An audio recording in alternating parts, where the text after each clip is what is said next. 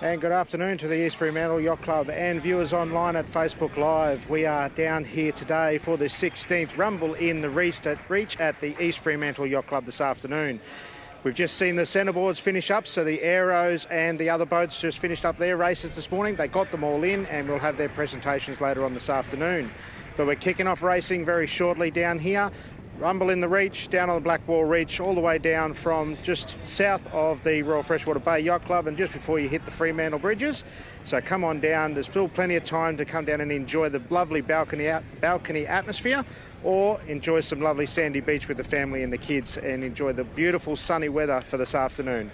Tune in again later on at 2 o'clock for the first race of the Rumble in the Reach East Fremantle 16th edition for 2026.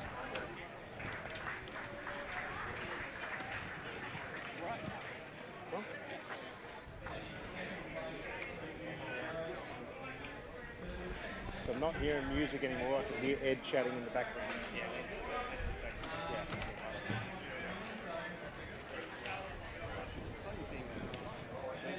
Okay, here we are at East Fremantle Yacht Club, the 16th Rumble in the Reach.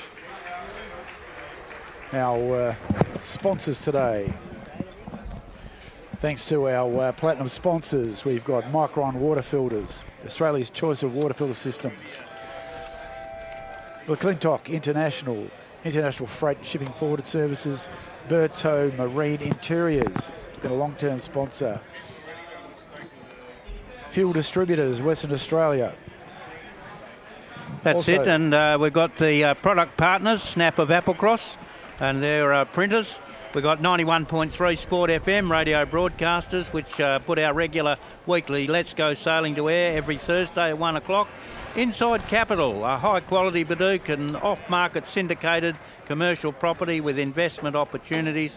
The Two Monkeys, this afternoon, the company that's providing you through Kelvin Ha the original rule-bending video productions that give you these feeds and pictures that are coming through the East Fremantle Yacht Club Facebook page. And PT Promotions, specialist suppliers of stockists. They offer an extensive array of apparel and product servicing industries, industrial, healthcare, corporate and hospitality, just to name a few. Now, one of our stats people's already bought some Bungarra wines. They're up in Chidlows, 4 kilometres from the town.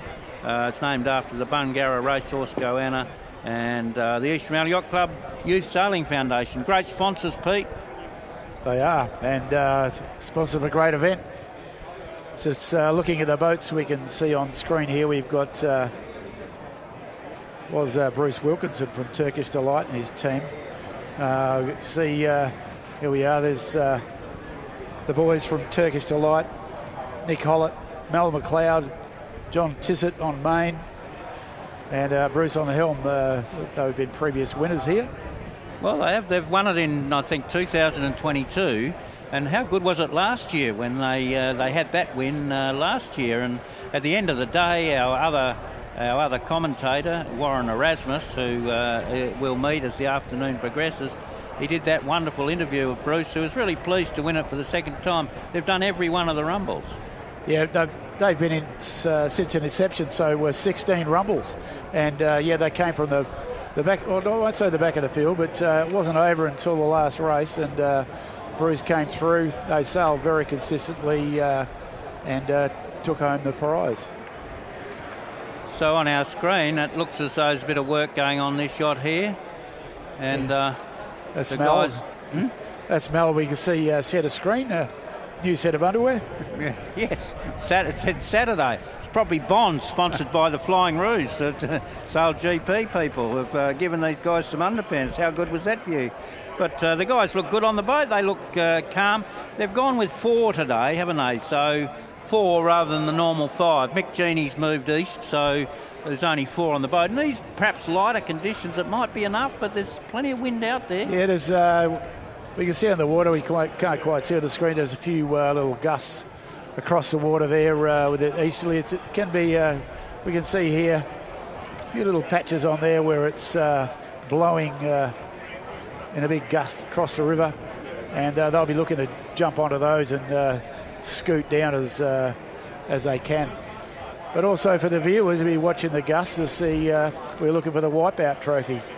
So if they don't manage those gusts, they'll be in contention for the Wipeout Trophy.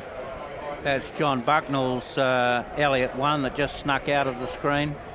So we are looking, if you're looking at it on the screen, we're looking now towards the east. We've just swung away from that, and we've switched over to Elliott number 2. Yeah, FYC women's team.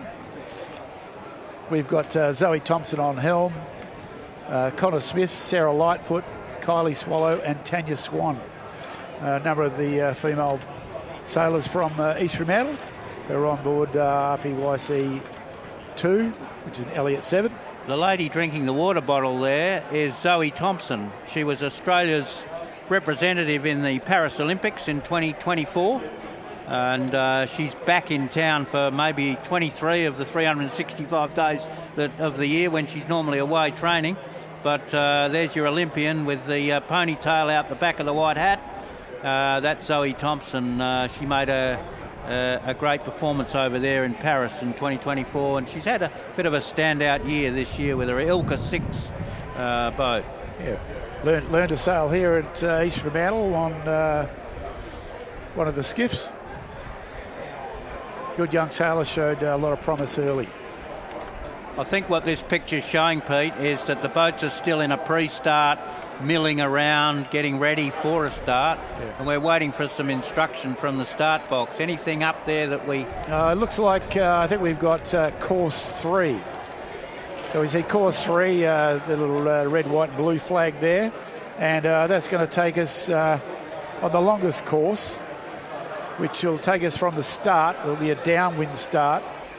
They'll head down from what we can see on screen here to the left of screen, down to, they'll have 2 markers, marks 3 and 4, which they'll use as a gate, and they can either turn to the left or to the right there, and then make their way back upriver to the right-hand side of screen there. And we can just see one of the orange and yellow markers on the right hand of the screen just disappearing there. Round mark number 2, then to number 1, then back through the gate. And they'll do 3 laps for course 3. Lovely view there of the East Fremantle Yacht Club, and that's our central commentary position to the left of your screen. And we're on the veranda there, as are all the sponsors' representatives, and a very large crowd. Back to the yacht. That's Turkish Delight again, is it, Peter?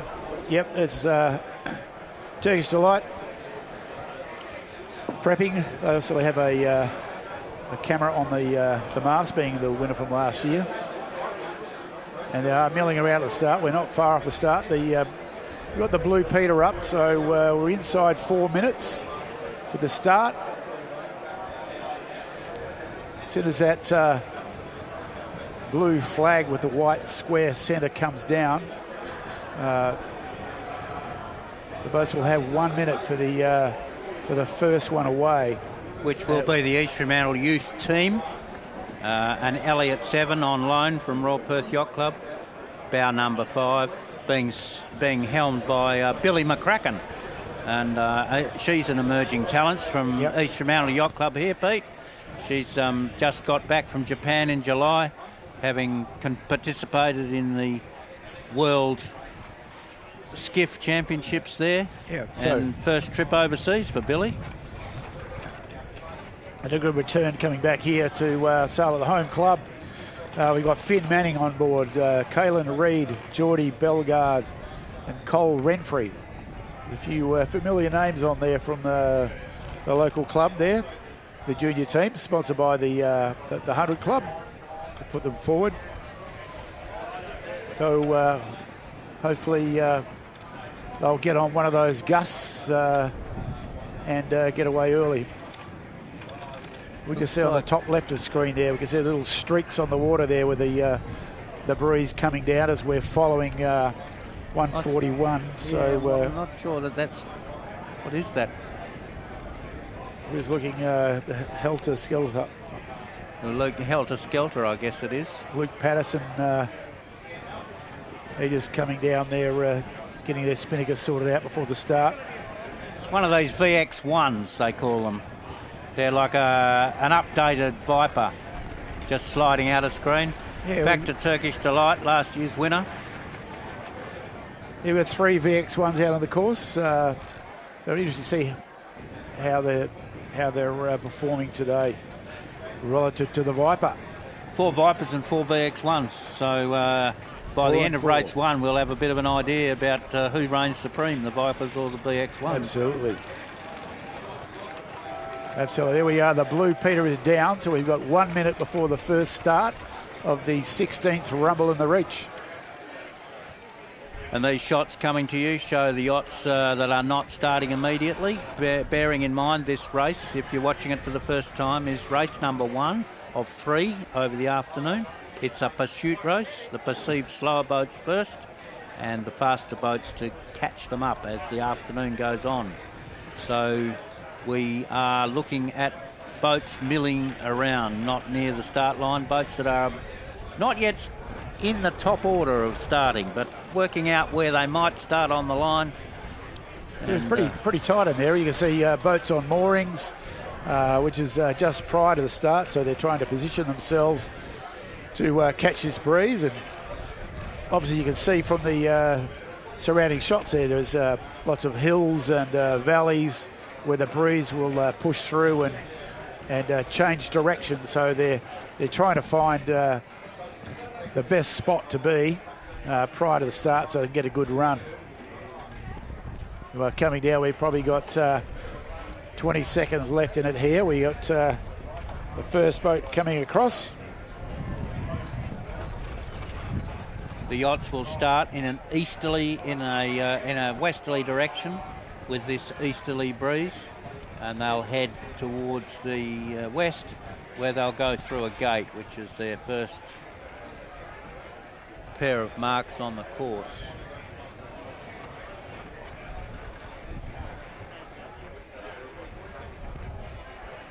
You see 303 bow number there, one of the VX1s, Chris Sutherland, Protopia. Getting set making a run in towards the start line, just checking where the wind is. Plenty of gusty conditions, and right in here at the start, it gets a little bit soft at times. So it means they won't get as much pressure to get away. Thank you. Here's a good shot of the EFYC women. Bow number 2. Change it to 2.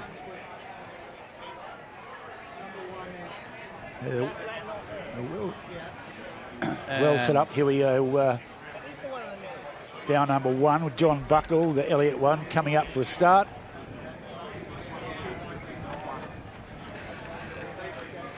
Coming through. So Eastern Mantle's women team there, but it looks like... Here's our first starter, bow number 1. There goes Billy McCracken and her team, the Eastern Mantle youth team. And they're on the course. Pete, 16th's underway. This is the first yacht, so let's stick with them for a bit. They're just heading very calmly with not much wind in a westerly direction. Would you have thought they would have something up by now, extra? I thought they might have had their asymmetrical up, heading across there. At the moment they're hunting the breeze, which they've got one of those little flat spots that I was talking about, and they'll be searching for those little dark patches of water where the breeze is giving a bit more shunt, and then they should have their spinnaker. I can see someone on the foredeck fiddling around with a red spinnaker. We see the second starter there. The East Fremantle women's team. East Fremantle women's team, yeah, they're getting their kite up, but it was inside.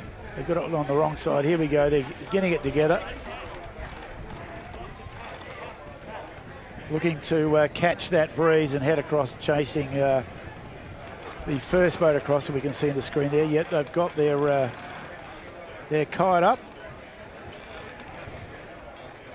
East Fremantle women chasing the youth sailors. And now we pan to a Kea of Paul Stanley, RF 707, which is a souped-up Elliott by One Sails. The sails come from One Sails. That yellow spinnaker is a Kea of Paul Stanley. Paul came to sailing quite late, but that's not evident in that set because they've had the best set of the 3 starters so far. There's a little chase boat in your picture too, one of the mark layers or photographers, and it's back to Turkish Delight, who are now look as though they're also on the course and in 4th place. They're the 4th boat to start. So Turkish Delight has started with their asymmetric number 5 written all over it. Yeah.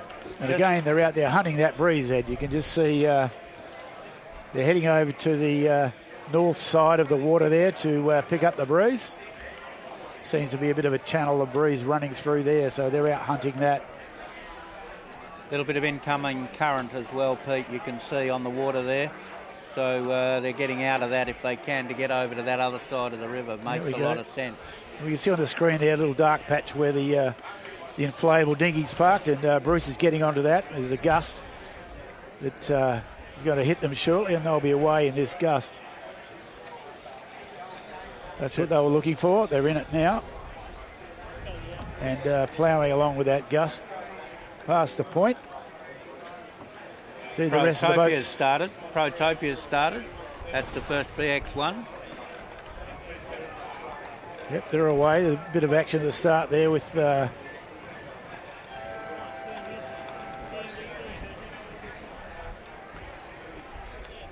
couple there have started early. We've got the on course early. That'll cost them, if they don't go back, that'll cost them 3 minutes of time. So it looks like they're all a bit anxious, weren't they? Yeah, we've got Liam Perbrui on Blackbird coming back to restart. Got caught in the action and started early. He'll come and jibe around the start mark. But here we are. We're on course. 8 boats starting on that start time there. That's a lot of boats. VX1s, Vipers, all together. No sign of the last starter, but now we're back to... Here's our lead boat, EFYC U team.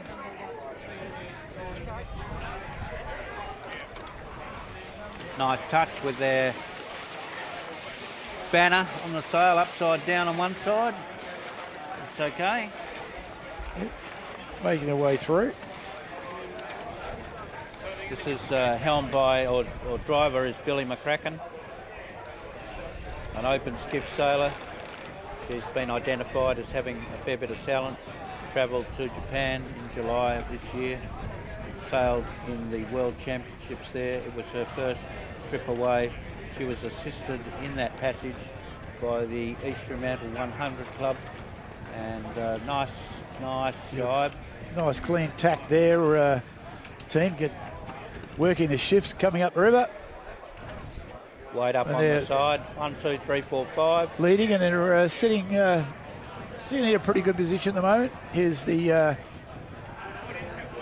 it's puffy, Peter. The team in close. Breeze is pretty puffy, isn't it? You can see them working their weights on that boat. Yep, they're working and working those gusts. They'll come back shortly towards the mark number 1, 2. Here we are down the bottom. We can see the Elliots and a couple of Vipers coming down to the gate. Get those kites down early to work out which side they're running. See one of the Vipers, difficult to see the number from here, taking the gate at the bottom there. I think what it shows is that that group of 8 that are rounding that have gone off at the same time on the start line are actually struggling for some free and open water. Yeah, we see the team split here out on the right-hand side of the screen there. See, only one to take the starboard marker, but here we are back with the race leaders. EFYCU team, and they're working well. they're trying to work out which of the two markers they need to go around. We obviously, here we are, I see women on boat number 2 coming up to mark 1 and 2. You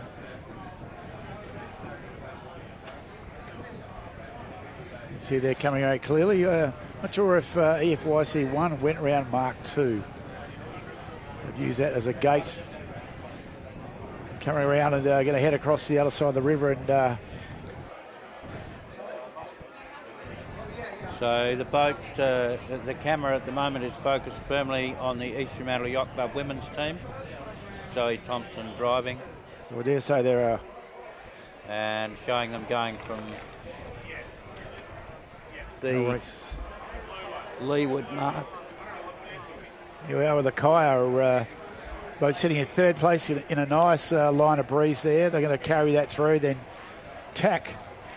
They're looking to tack over to get around mark number 1. Yeah, we see them tacking. They'll work their way over to mark number 1. A good clean run of Gus there. They're keeping that line of breeze. We can see there. Keeping that line of breeze. A little bit of debris in the water. They're coming back. Here with the current.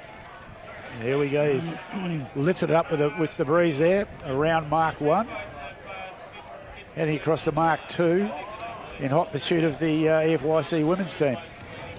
If you've just joined us, we're on the first lap of race number 1, the 16th edition of the Rumble on the Reach. And we're focused on a yacht called Okaya. You can just see the yellow spinnaker of Okaya going below. Sails supplied by One Sails. Driving the boat is Paul Stanley. And they're going between mark number 1 and mark number 2. Yeah, they're coming out to a gust of air here, Ed, so I wonder if they'll launch that spinnaker. Yep. Launch that early. Get into that breeze. Very nice hoist, Peter. Nice and clean. You got a line, a couple of power boats to dodge on the way down the river here. Some of the tricky parts of sailing in the Reach is it narrows out and brings all the watercraft together.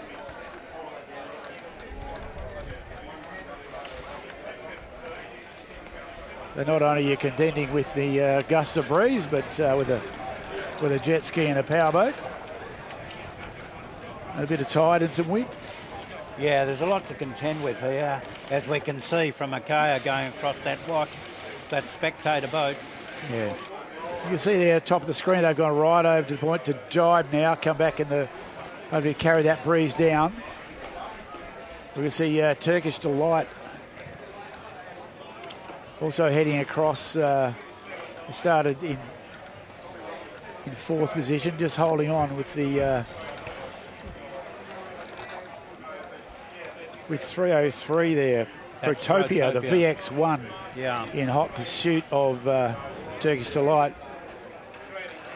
You see there's a little bit more mobility in 303. It's the VX1 is a smaller boat, a little bit of flexibility, and able to carry back onto camera on Turkish Delight. And these guys will be seeing Protopia. And watch them go through the jibe. Watch them go through that. The jibe there. Bit of work going on. And we've got the green spinnaker. That must be John Bucknell. And Protopia just sails straight over the top of Turkish Delight. That's what you get with these little sports boats. They just blast along. Yeah. He's got that run of breeze and he's coming right now. He'll probably pick up he's after Okaya there as well. And then position for the gate.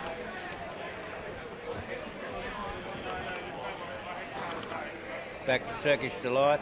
Turkish Delight's picked up the breeze there. Turkish Delight's now in third place. Fourth place. So So even though they're in front of Turkish Delight, they're coming back, they're on starboard. So they do have rights coming into the marker here. They're just going to zip through the middle of Akaya and Turkish Delight. But Turkish Delight hasn't fallen that far behind. Akaya now is, they've missed the gate. Trying to sort things out. So it'll be interesting for the race team to see the jury to who's actually on course. So we've got the split here. We can see Protopia heading out top left. Turkish Delight here on the right-hand side. Coming inside, getting their kite down.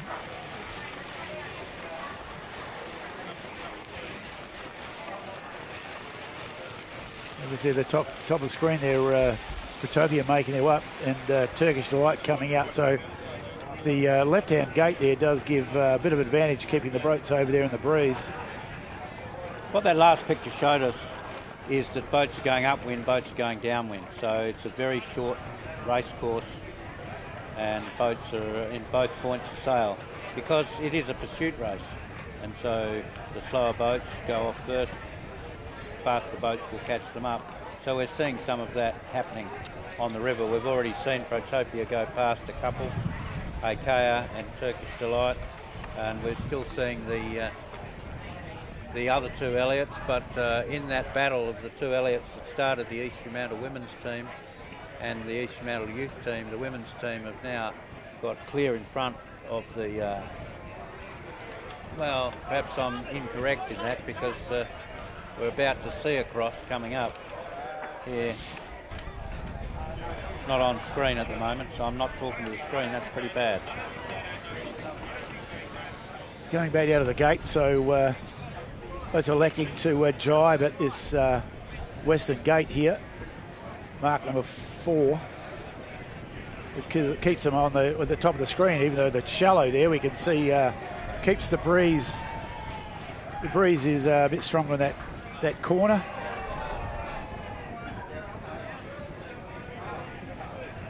Heading up and then elect attack, carrying that those gusts. And the top right-hand screen there, we can see those gusts coming down. They're really getting into the women's team here. We're now focused on the blue top mainsail of the East Fremantle Yacht Club women's team. But the youth team remains just ahead of them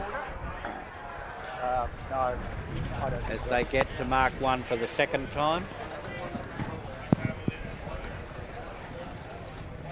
Attack coming up on the women's team very shortly.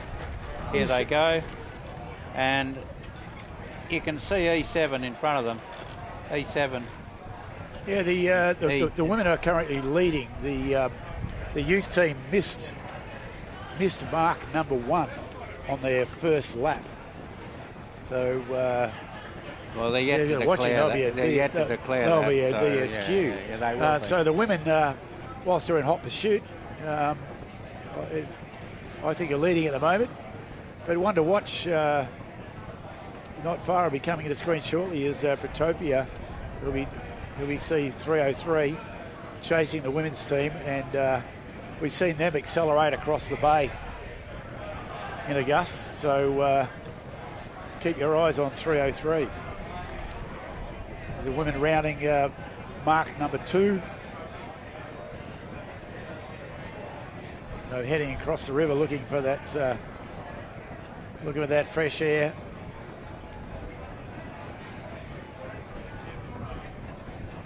Getting a spinnaker hoist sorted. It's going to be a good run into the mark here.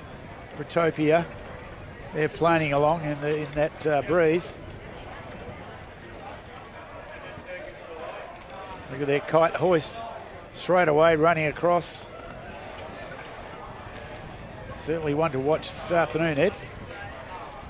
Yeah, they've been sailing really well, Protopia. I'm just trying to sort of see who's on the boat. And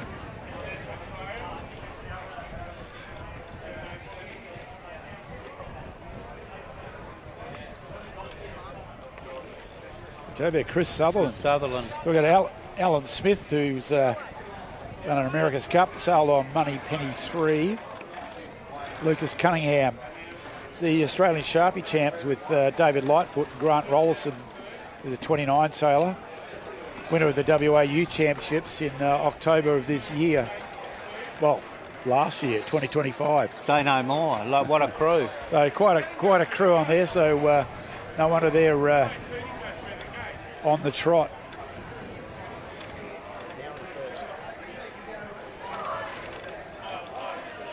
So there you go, VX1. They're clearly identifiable with that red and white asymmetric. Beautifully well balanced boat.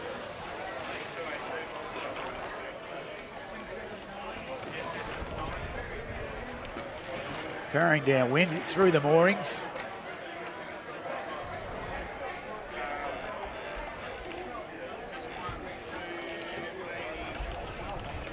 Heading across, and they'll be looking for the gate. Yeah, looking for the gate, but they'll see them well clear and powering on ahead of the EFYC women's team.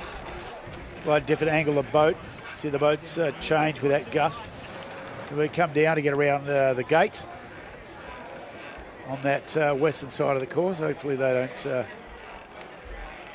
manage to get it under control. Heading over to that west end of the course where those gusts of breeze are most active. Cameras are sticking with Protopia to the left of the screen. Yeah, the women's team, the juniors and Protopia are all on screen there. Working their way back up. You can now see a little bit of traffic there. The women's team, something to think about. So they're onto their third leg now, Pete. They're on their third leg.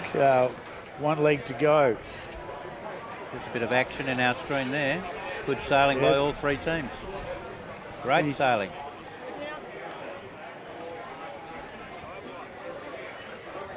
You can see Scotty Glaskin on Xena. A 217 there. Kaya.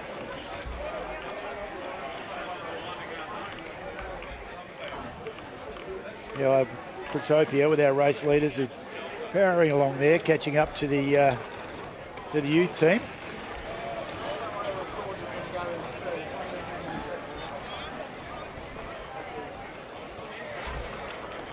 Peter, you've got an update from our So an update at the moment, looking at this, we've got EFYC women's team sitting in first place, Protopia sitting in second.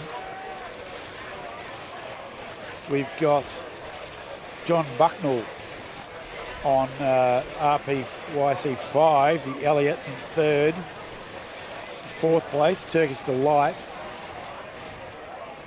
We see the youth team at the moment who unfortunately missed that marker, and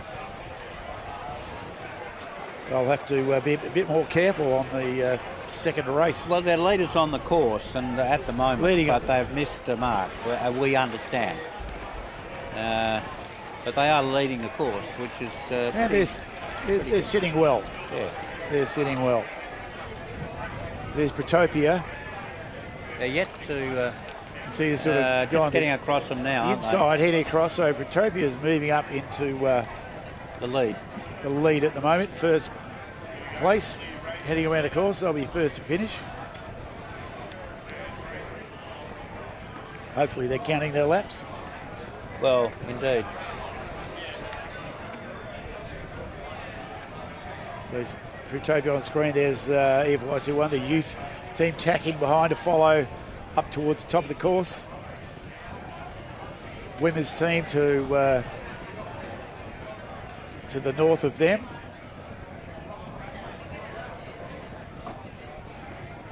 Protopia is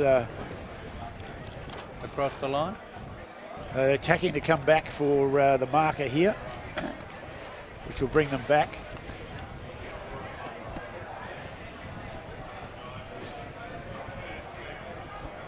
See the top of the screen there, Coming up towards the marker. Up around. Of course, the winner will get 3 handicap points allocated. So their position will change for start. So the whole aim of the 3 pursuit races,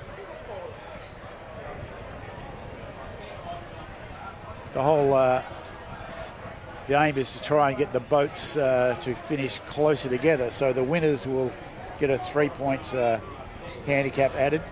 Second place 2, and third place 1. And at the same time, last over the line will have 3 points deducted from their handicap.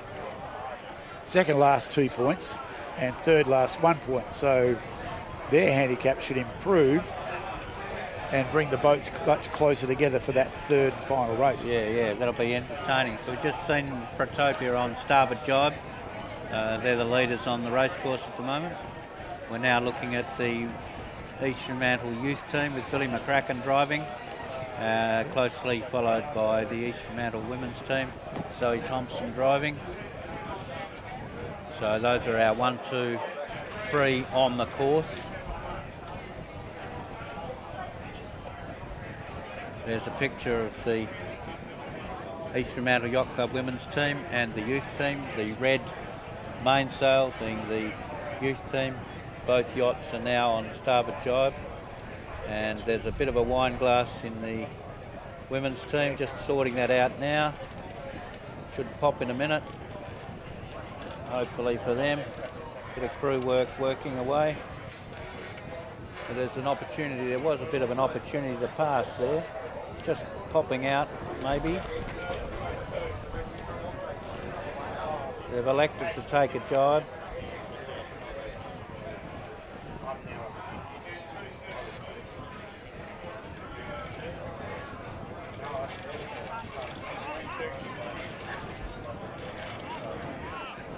So there's the U team there, bow number 1.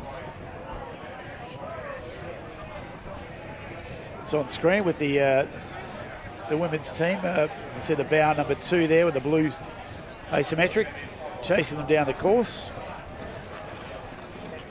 So they're holding their own, even though they're not flying a Spinnaker at the moment. Not sure what's happened there, but they're holding their own, coming down to the course towards the gate here.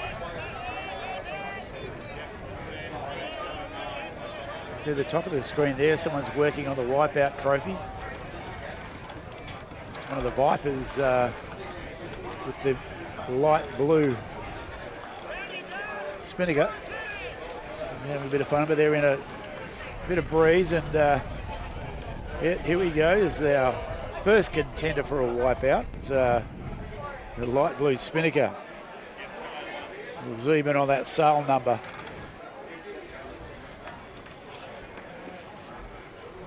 What do we move to? We'll see here, this is bow number 271. Kim Lunig, boat with no name. Kim Lunig, a boat with no name. Having a bit of fun there.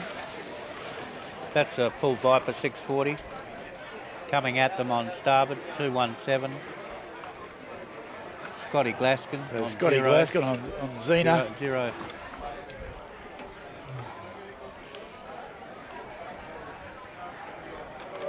Scotty Glaskin Spinnaker with the black and red, now on port jibe, and sails over the top of the boat with no name. Yeah, Scotty Glaskin's one of my fancies for the afternoon, Peter. Got a good one there. Yeah, they're... He's going to go straight past the Eastern Fremantle Yacht Club women's team. And it looks like he's going to take the gate and leave it to they decided to take the southern gate. We'll see how that fares. So swung around and left it to the left, and had come into the gate with speed. Good move. 217. Scotty Glaskin, 0. Tack now. Now on starboard tack.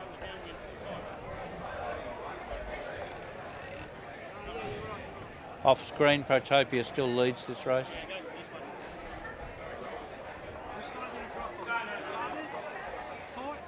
despite not carrying a spinnaker at times, the youth team, the East Fremantle youth teams, remained in front of that East Fremantle women's team. Yeah, they're holding their own. They're picking up the breeze, working it well. I'm not surprised.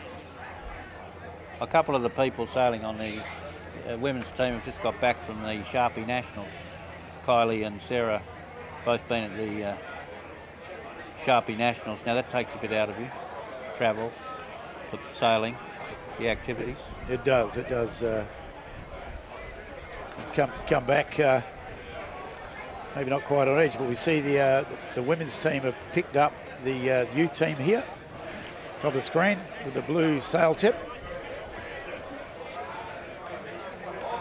Juniors will probably tack to follow a similar line. Turkish Kaya going past there. You can see that sandy obstruction there. You wouldn't want to be sailing in there in those fast keel boats. A lot of activity on the water here. Spectator boats, Pete. A lot of through. spectator boats around the place.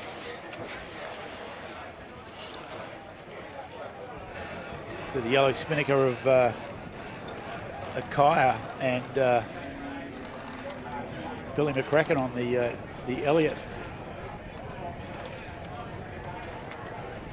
Working their way down, but there's our race leader, Protopia.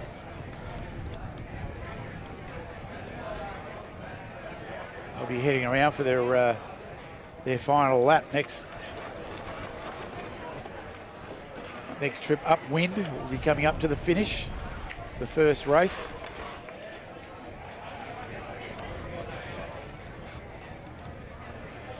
Sail well, Protopia.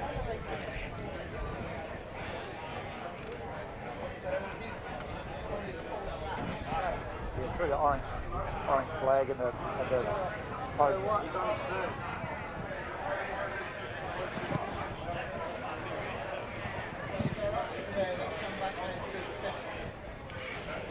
Through the gate. Through the gate, back up, finish through here.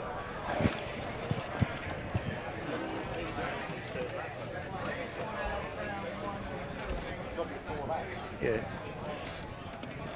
Looks like Protopia's coming in for a finish here. Yeah, Protopia's working. They're working over to the breeze. Yep, so they'll be coming to the finishing line. You're looking at your race leader on the race course at the moment?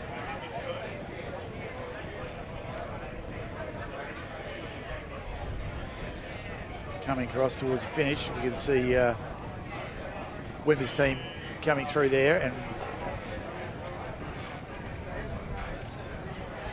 boat with it's Zena Scotty Glaskin there at the top of the screen, right behind the women's team. They'll be coming around the top two markers and then coming to finish. So there's our winner, Protopia. Aren't you supposed to be doing an interview? Well and truly.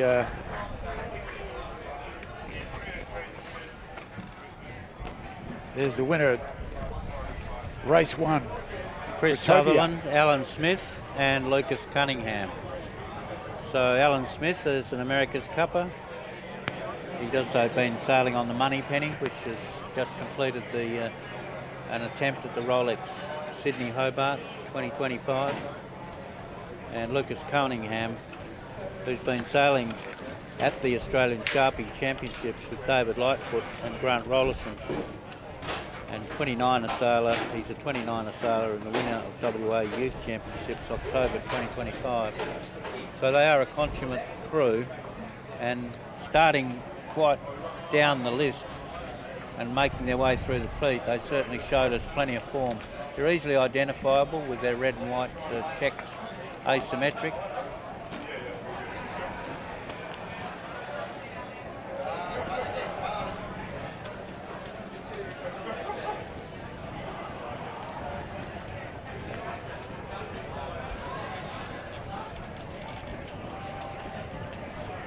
Scotty Glaskin coming into the finishing line as well. So they've had a good race. Bit of flapping. They're making it. It's pretty tight for that asymmetric. Pushing with the kite. They need to get that kite down to get across. He's sort of struggling out with the women's team through the finish. They're clean. They're clean. As far as we know. And in comes 0, Scotty McGlast. Third place. Through. Just looking for our 4th place yacht here. And with Turkish Delight, last year's winner. Yep. Making their way up. Finish the lap.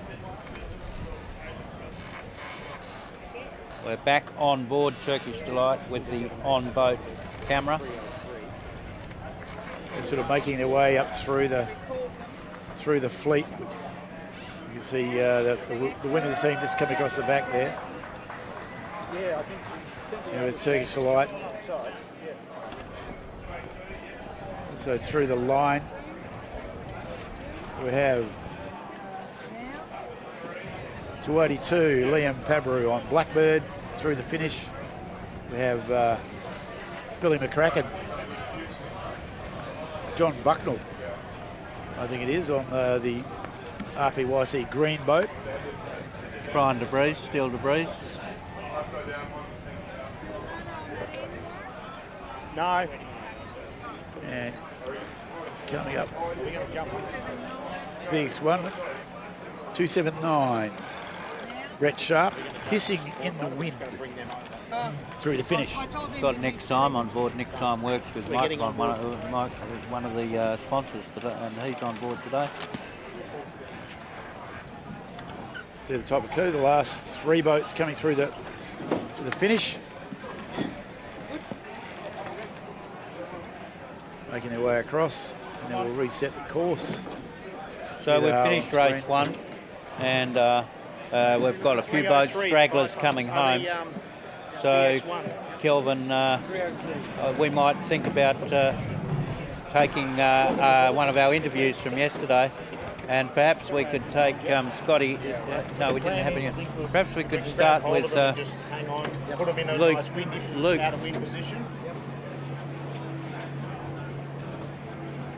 So coming up to an interview that we did yesterday after the briefing with Luke Patterson. He's on the board of Australian Sailing. He's competing today in Helter Skelter, and we had a chat with him last night, courtesy of the Two Monkeys, and we had a chat with him about what he thought about his handicap and how he was going to progress today. Let's sort of hear it now. Good evening, Luke Patterson. How are you? Very well, Ed. How are you? What have you just been doing for the last half an hour?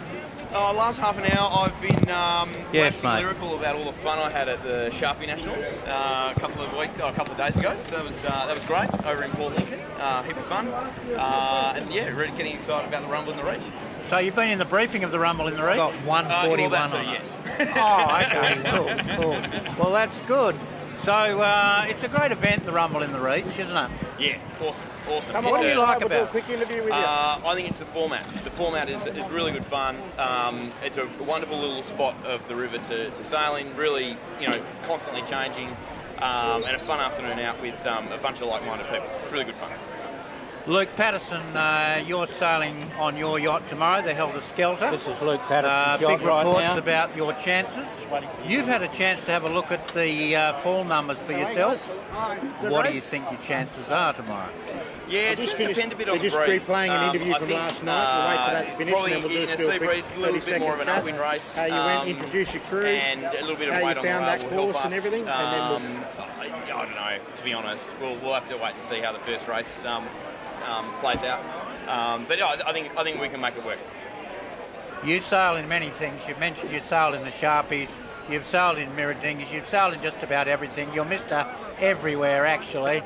And I think you're on the board of Australian Sailing. Is that correct? Yeah, that's right. Yeah. So you see a lot of racing and you see a lot of things going on. This event, what is it really all about? I think this event is about having a heap of fun on the water with a wonderful community. This yacht club does community really well. I think it's a wonderful way to participate in our sport in a format that's slightly different to what everyone else is doing this time of year. Great way to connect with some friends that keep coming back to this regatta. Every fleet has its rivalries, Luke. Luke Patterson, do you sort of feel that there's a group of boats or a particular boat that you'd like to be able to come back up here after it's over and say, yeah, we beat you? I love boat racing against Al Smith. He's a foot on the throat kind of sailor. He never lets you go, so it's always nice to get one over Al, because he's a wonderful yachty. The Vipers are always an interesting boat to compete against. We've got sort of, there's elements of the VX which are quicker than the Vipers. There's other elements where they're much quicker than us. So they're always good to have a good boat race with as well. How important do you think it is to have visual TV, YouTube, Facebook, that sort of stuff that the Two Monkeys does so well? Yeah, I think the SailGP has taught our sport a whole pile of things. One of the most important is that broadcast is everything. Touching people, taking sailing to a wider audience via social media and all the great footage that we generate through this event and through a whole pile of other events with this format. It's close to shore, it's really connected to people that want to participate in our sport. I think it's essential. Thanks very much, Luke Patterson. We wish you all the best in tomorrow's 16th edition of the Rumble in the Reach. Beauty. Thanks, Ed. So that was Luke Patterson, and he mentioned in that interview that one of his rivals was Alan Smith. Now, interestingly, that very name was sailing on Protopia. Let's cross to Warren Erasmus, who's down on the winner of the first race, Protopia, for an interview. I'm down here with the VX1 Protopia, winner of 2026 Rumble in the Reach, race number 1. I'm down here with Chris Sutherland, and of course Alan is already giving Luke Patterson a little bit of wording up as we sit here and have a chat. So Chris, how'd you find especially that rounding number 2? That was a nice little downwind leg. We had a lot of fun on some of those downwinds. We were flying.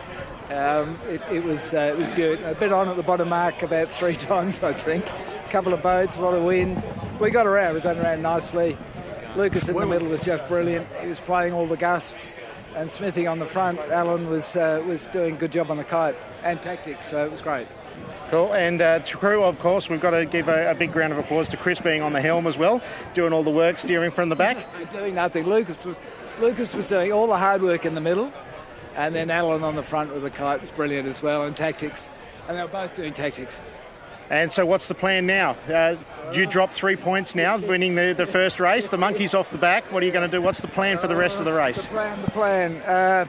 I'm not sure what the plan is. We're just going to try and keep it easy, keep it clean, stay away from other boats, able to sail our own race and see what happens. Just go as quick as we can. And consistency is the key for this regatta, isn't it? Yeah, so hopefully no bad ones. Don't sail into a hole. I think this breeze is going to get trickier, maybe lighter, so it could get a bit harder. All right, thank you very much, Chris, Alan and Lucas on the VX1 303 Protopia. That is race number 1, winners of the race number 1 for East Fremantle Yacht Club's Rumble in the Reach. Back up to you on the balcony, Ed. Thank you very much, Warren. And that was Warren interviewing the winning boat from race number 1. Just a reminder about the format for those that are tuned in and watching us on the Facebook feed. There are 3 races for the Rumble in the Reach. All of them are pursuit races. They are raced on the bit of water between Blackwall Reach and Aquarama. And this afternoon's race course is being raced in a easterly wind, so the boats start downwind, so they all started in race number 1 heading in a westerly direction. It was 3 laps. They went through a gate. Many chose to take the north side of the river in that race. Some, very few, decided not to take the shadow of the East Fremantle Yacht Club, so it was a little challenging. It was particularly challenging for some of our new young sailors that are racing this for the first time. And what we saw was a home goal, if you like, from Billy McCracken and her youth team. They started the race and then the error of the mark that was missed meant that sadly they will probably be excused from that first race and put down the bottom of the list. but in some respects that may help them if the handicaps are adjusted. So at the moment, the pictures you're looking at are the yachts that are just cruising around waiting for the starters to adjust the handicaps, consider the race course marks, where they're placed, and shortly we'll have race number 2. Whilst we're in this holding pattern, we might just remind our listeners about some of our sponsors. Just before we go to that, we're looking at Bruce Wilkinson on the Turkish Delight on screen, but you're hearing from me up on the balcony. The major sponsors, the platinum sponsors, are Micron Water Filters, Australia's choice of water filter systems.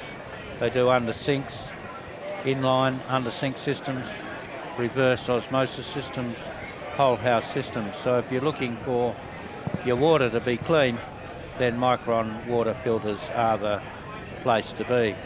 And one of their employees and works with them is Nick Syme, and he's out here this afternoon sailing on the VX1 with Liam Prebrow. Okay, thanks Ed. Also our product partners, Snap, Print Solutions and Applecross. Obviously Sport FM 91.3. A live broadcast and footage from Two Monkeys Agency. Also PT Promotions, your logo anywhere. Inside Capital, Trust Value Growth Investments, Mung Arrow Wines. I'll have to try one of those later, Ed. And the Youth Sailing Foundation, the EFYC 100 Club. I see one of our stats people bought a couple of bottles of the Bung Arrow wines. They're up in Chidlow, 4 kilometres from the town side. They named it after the racehorse Goannas up there, and they produce the premium wines. And also amongst those is Inside Capital, a high quality boutique and off-market syndicated commercial property and investment opportunities. Pete, you can't do these things without good sponsors, and you can't do the race without good wins. We were blessed with a decent win for race number 1, considering that it's an easterly and normally dies. Let's hope it continues for race number 2, and that's what I'm seeing out there on the course at the moment. And our beautiful drone pictures provided by the Two Monkeys here show us that there's plenty of wind to be getting the boats in, around and about. So it looks as if this easterly breeze, if it's still in at this time of the day, will continue for race number 2. How do you see it? Yeah, it looked like it's holding in there. Just sort of looking at, you can see on the race course there, we've still got those little dark patches you can see, especially on the top right-hand side of screen there. As the wind gusts across the water, that seems to be holding in, and particularly on the northern side. So hopefully that's still there to give plenty of excitement and plenty of opportunities for the boats to hook into and move their positions forward. It's not a strong current coming in this afternoon. It's a slight current, but it sort of builds a bit as the afternoon continues. So the current will be moving against the breeze, and I guess that's why we saw them take the northern shore, where it's a little shallower perhaps, and might make a slight difference in their overall strategy. Yeah, we certainly saw them come out of the gate there, and the favoured mark was mark number 4, which is on the northern side of the course there. You can just see down the screen here, a little sparkling water there. So they're heading off to that right-hand side where the shallow bank is, working their way in the easterly breeze, which is gusting along that corridor. It seemed to be the option of choice. The top of the course here. It's a little quieter in towards the club. We can see there's still patches of breeze across there at the moment, so hopefully, Ed, it holds in to give plenty more exciting racing this afternoon. On the start team down there under Helen Suriano, they'll be considering the length of the course because the breeze is certainly a little less. It's still an easterly. They'll be thinking about the marks. But as far as I can see from our elevated position I've not seen a change in the length of the course or the marks being changed. Certainly at marks number 1 and 2 have not been changed, and 4 and 5 I think are probably still pretty much in the same position that we saw in race number 1. Yes, I'm not sure if they'll change the length of course. That breeze seems to be holding in there, and was a reasonable time on the water. Obviously, if the breeze was to drop, we'll see a change in the code flag at the start, and that will just mean that there'll be less laps, but they won't be as fast as what we've done in race 1. So fingers crossed that the breeze stays in there and keeps the action alive here this afternoon. See the boats on screen there reaching across, still with a reasonable pace there on the screen. The last thing we need is it to glass off. We can see on there with the AP, the red and white striped flag. That's the postponement flag. You can see the red, white and blue, which is course 3, which is the 4-lap course that we did in race 1. That will change to either the blue with a white spot being course 2 or the white with a red spot being course 1. But I think we're holding in with course 3 at the moment. I was impressed in race number 1 by Scott Glasson's Xena, the Viper 640. Of course, Scotty Glasson's 13 times the WA 16-foot skiff champion and 4 times a Cock of the Swan champion. He sailed 49ers, he sailed 18-foot skiffs. He's also another Sharpie sailor. Seems to be a lot of Sharpie sort of sailors that have come down to the Rumble in the Reach and in various crews. Yes, having Sharpie sailing out of East Fremantle. Obviously, a lot of people like to come back home, but I know the guys head up there to Royal Perth and to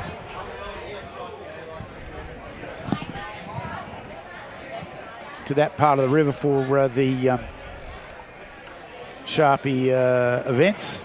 A bit more, the water's a bit more open there, and they can get moving along. So, hey Warren, see the team on Turkish Light just trimming, getting things ready. Still got the AP up. So as soon as that red and white striped flag comes down, we'll be getting ready to race. Hey Warren, can we have an updated list? Top 5 at least. Can we have an updated start list for the next race? Yeah, but because there's a whole bunch of issues, she's sending me the redrops. Yeah. They haven't got the new drop list yet. Okay, thank you. I can give you the top 5. So of course, while everyone's milling around and we're sitting in enjoying a glass of wine from Bungarra, the team's down there on the jetty recalculating the handicaps and the start times. Because being a pursuit race, they're adjusted each race, 3 points added to the winner's handicap, pushing them back. Second place, 2 points, and third place, 1 point, sort of pushing them back down the field. And at the same time, those at the back of the field have 3 points deducted from their handicap and 2 points and 1 point respectively, so that it brings them closer up the field and give them an opportunity to finish with the leaders. Well, that's going to condense the fleet and be interesting the first time it's been tried, so we'll see how that unfolds as the afternoon goes. We might see there are some issues about mark roundings, timings and things. They all need to be sorted out, and until we get the answer of that, folks, we can't tell you when the next time of the start will be, but we've got 2 more races to go, so don't go away. One more. No? Who? On the interview? Okay. Can you take Billy McCracken's interview? Can you talk that across to the interview? All right, so here we have one of the interviews from Billy McCracken, which is on the East Fremantle youth team. I'm just going to bring you the interview live.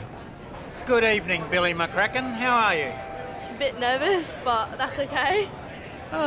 Billy McCracken, you're a bit of a star. You're a superstar. You're on the breakfast show tomorrow morning with me. I am. I'm looking forward to that with Zoe and Luke. It'll be great fun. Now, Billy McCracken, what boat are you sailing on tomorrow, or sailing with, or driving, in fact? Well, in the morning, I'm sailing the RS Aero with the centreboards, and in the afternoon, I'm on the skippering the Elliott 7 youth team. What are your chances? You've had a look at your handicap. What do you think your chances are, Billy? I actually haven't seen my handicap yet. Oh, I hope it's good. But we've had 3 training sessions, lucky number, 3 turns of time. But hopefully it goes well. It's light winds, thank God. Tell us about the other girls that are sailing with you, eh? Yeah, so I've got Kaylin as well, and then we've got obviously the women's team boat, but we've also got Geordie, Finn Manning, Cole, and I think a few more as well. If it's light weather tomorrow, you've sailed many times in this area, they call it the drain pipe. Do you have a sort of a strategy that some of the other teams might not know about? I mean, I have sailed here for 7 years, so hoping some long experience will do me some good. But yeah, hopefully look at the wind, look at the direction, look what the tide's doing, and I'll go from there. Thanks very much for your time, Billy McCracken. We hope to see you on the water tomorrow. Anytime. See you tomorrow, Ed. Again, here we are getting ready for race 2. We can see the postponement flag is down and the race flag is up. We'll be starting the countdown sequence shortly. Let's get ready for action ringside here at the 16th Rumble in the Reach at East Fremantle Yacht Club.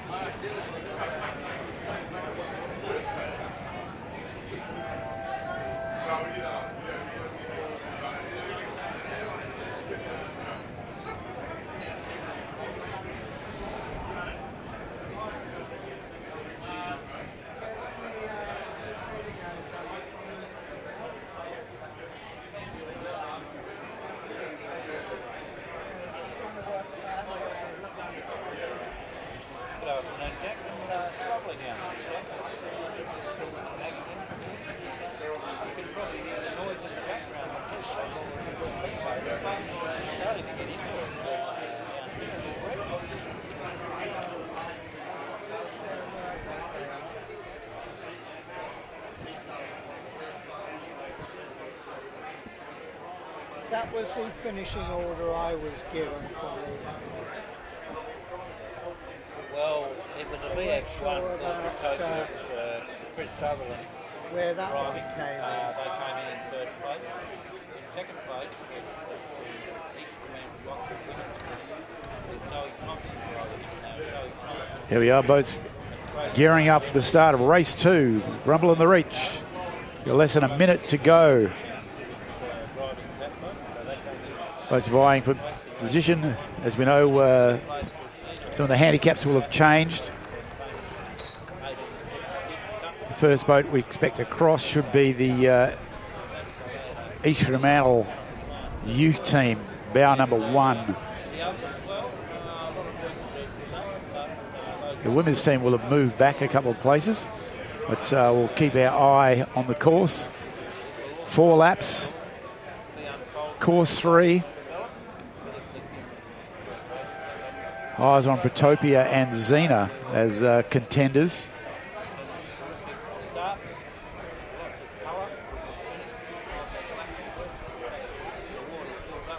So we have a postponement. We can see that red and white striped flag. So the start has been postponed. So I have to go back into sequence. Sailors have to reorganise their position ready to go.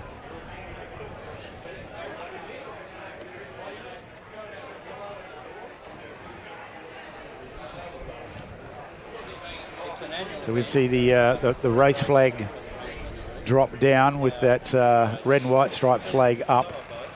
So that indicates to the Sailors that it's postponed for a technical reason. When that red and white one comes down and the course flag goes up, they have 1 minute before the event gets underway. So we'll be watching those. The Sailors will be watching those. It's waiting to see what's happening. There's no shift in the breeze, so we can see that course flag is still sitting high. No, we're having a change.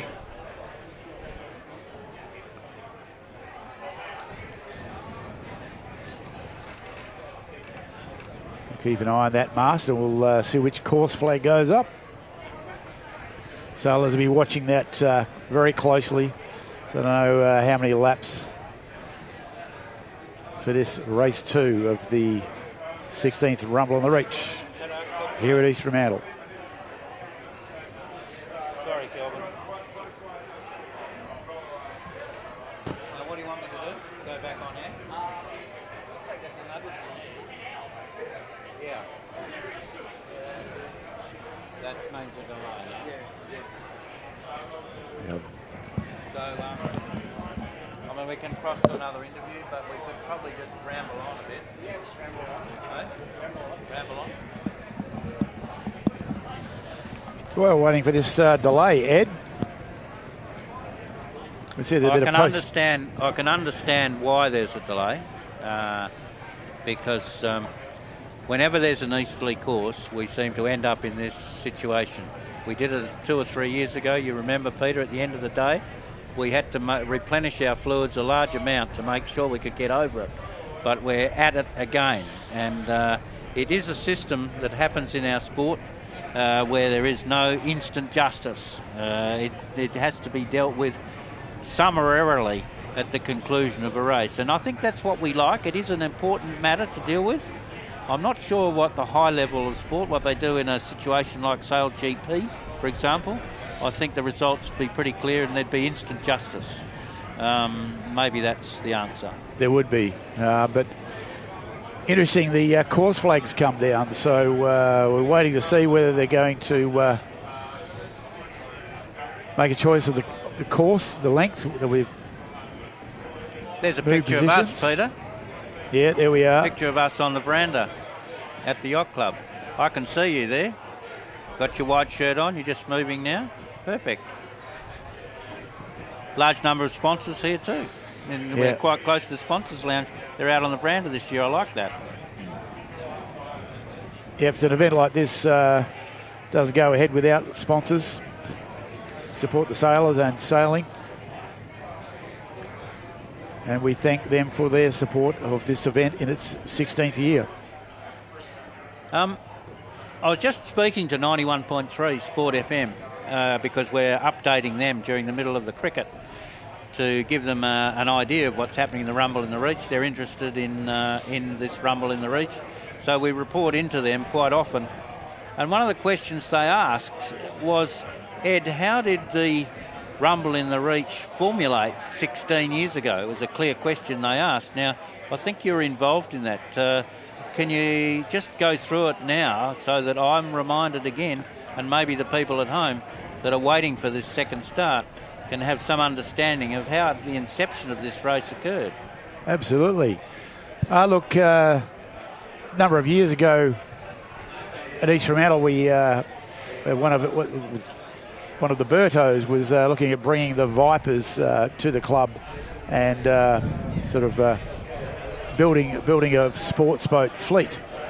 And we did sort of thinking about how we might incorporate the sports boats into an event and how we would encourage sports boats to compete at the club. At the same time, I had been competing in the harbour race the Harbour Classic at Fremantle in the keel boats, and we had a couple of sports boats competing there. And I thought, well, the East Fremantle Yacht Club is in a perfect position for people to sit and watch the sailing. Instead of little white triangles on the horizon, they could sit, enjoy a meal, a glass of wine, and or a beer or three, and sit and watch the racing up close. So we pulled the event together, decided that the Rumble and the Reach was what we'd call it, and set about organising the very first Rumble and the Reach and inviting the sports boats to come down to East Fremantle.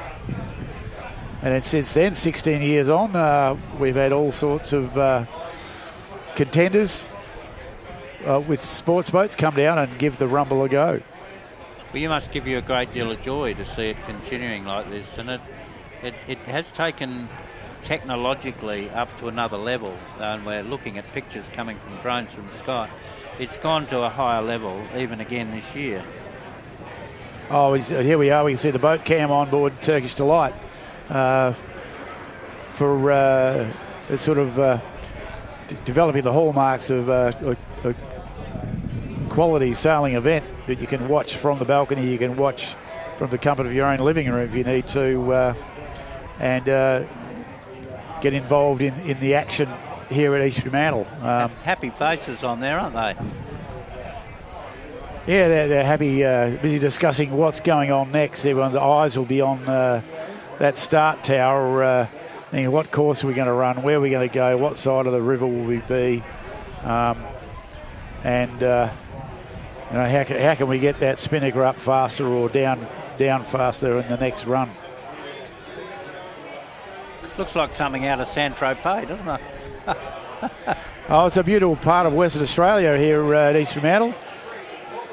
A lot of homes there enjoying their outlook over the river as we sit here on the veranda of the club and enjoy much the same. But you can also see all the boats moored out there that become part of the racecourse, negotiating a way into the start line, including the paddle steamer Rodney we can see there just out from the swimming pool and Bicton Baths.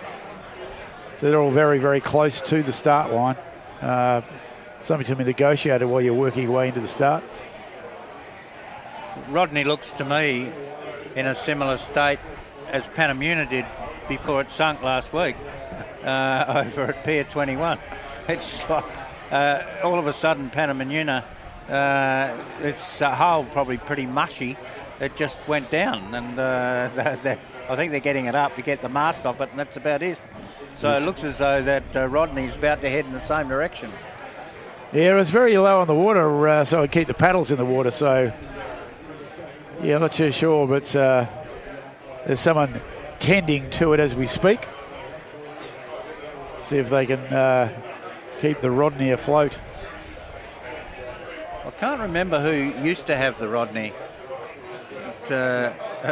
Who used to be on it, but it used to go quite a distance, the Rodney. It used to go to Rotto, I think, even. Yeah, not sure if I would drive it to Rottnest. No. I don't think I'd go on it in the Blackwell Reach. On the outside. No. A couple of the mark boats were giving it a bit of attention, I noticed. Maybe they're just concerned or talking to somebody on the Rodney. I think there's somebody actually on the boat. They're moving around on it. Yes, there might be. If the Rodney was to depart and move across the course, we can see that in the background there behind Turkish Delight on the screen. If it was to come off and go for a paddle in that strong easterly, hopefully it wouldn't become an obstacle on the course. Listeners, it's not good news for you at home that are waiting for a start in this race. We can see one of our commentators, Warren Erasmus, sitting down there in deep conversation.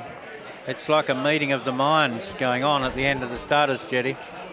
and there's obviously some issues. There's Warren in the colourful shirt. The smart camera people from the Two Monkeys have captured Warren. He's in the shade, fortunately, and that is a round table discussion of some moment, I would have thought. There's the AP. That tells us that the race is in delay. Still in delay. Good camera work. Yep, there's Warren. Warren standing up now, stretch those knees. Hopefully a decision soon. Writes for the Weekend Rest, Warren Erasmus. He writes an article in the camping and motor section occasionally, and he also writes for Australian Sailing. So you and I commentate, but he brings the print journalism aspect to the sport of sailing. Queenslander, he's a Queenslander. Yeah. Well, you're not saying anything to that, Peter. Nothing wrong with Queensland. No, nothing wrong with Queensland. Oh, it's over there. He loves his bees as well, does Warren. He's an apiarist part-timer. I noticed the honey on the bench here. Oh, is there honey there, is there? Yeah, hiding behind it with Buzz Off Honey. Is that hang on, Warren's? Don't tell people at home about our honey from Warren. They'll be down here. There'll be more people coming to the veranda.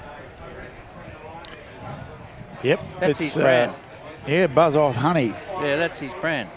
Put your hat back over it. Facebook, yes. Put your hat over over it. Put it back there. Before people find it. That's it. Go and hide that back there. Yeah, hide that back there. Yeah. What was he thinking in putting it out on show here?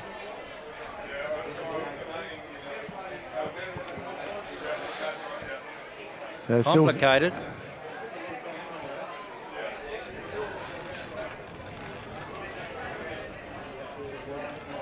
Yeah, I think once we know what the secret squirrel stuff down there Warren's doing, we'll get an explanation from Warren as to here he comes. What's happening. So he's coming back. Warren. Has he got his? Yeah, let's cross to Warren, can we? We'll find out what's happening. Cross to Warren and find out what's going on. One second. The cameras are heading down to speak to Warren down on the jetty. Yeah. And well, that's a really good idea. We can get an understanding of what the issues are.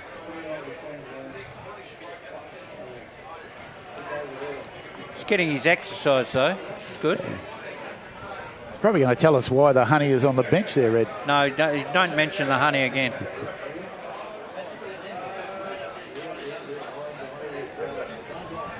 The cameraman's gone missing now. Here he is. Okay, so, folks, Warren is going to explain for you what's going on. Let's go down to Warren. Thank you very much, Ed. Big shout out to the wonderful volunteers down here working very hard trying to get all of this done and get the next race underway. So the previous race winners, we had 3 that were either OCS or DNFs, so on course side, so they pre-started early, or they did not finish the race due to whatever reason. So first round was obviously the VX1 of 303. Second was EF2, the ladies team. The third was 271. Fourth was 282. Then it was the Royal Perth Yacht Club 5, number 5 team. 272, 279, 281, EF5, and then 707 of Archaea coming in last. So what happens now is, and this is where the calculations and the delay has been, we needed to get that order correct because the first place dropped down 3 places, so they start 3 minutes later than what they did previously. Second place starts 2 minutes later, first place starts 1 minute later, and the 3 last places now move up. So the 3 that were DNF or OCS, they stay the same. Unfortunate for them because they're already penalised due to their on-course side or DNF. And the 3 last places, so 707 Archaea will now start 3 minutes earlier to get them a little bit more into the group. EF5 will start 2 minutes earlier and 281 will start 1 minute earlier. So, yeah, big shout out to the team down here, rapidly trying to figure all of that out. And we're just about to go back now into the sequence for race number 2 at Rumble in the Reach for 2026 at East Fremantle Yacht Club.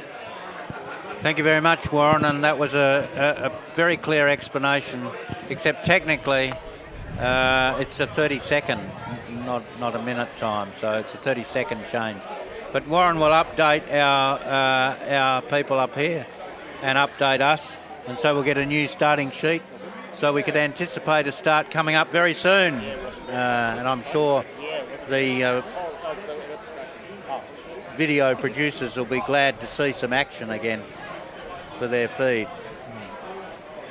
Yep, we got a couple of swans there on screen, Ed, paddling out to join the excitement.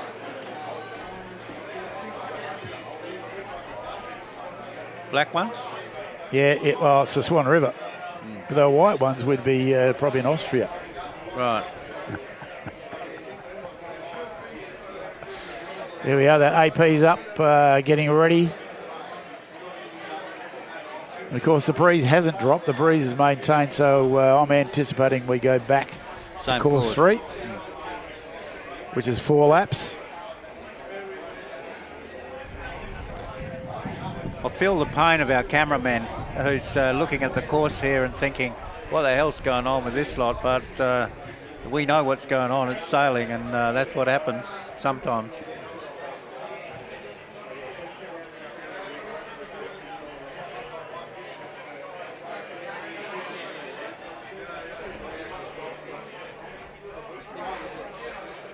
All right.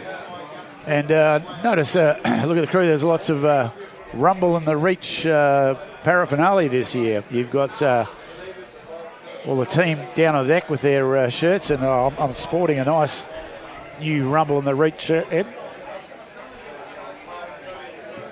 How come you got they're the available. How come you got the white one? Purchase at the bar. Pretty cool. Well, I got a blue one, but I didn't get a nice white one like that. It's pretty nice. It's must be something because you've been here longer than me. Because I opened my wallet, Ed. Oh, well, that won't be me. No, it's, yeah. Please make a start soon.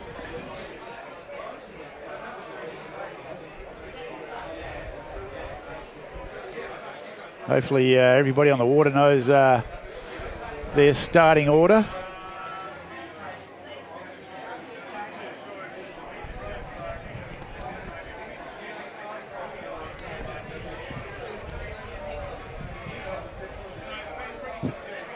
Yes, I'm not sure how that would be transmitted, but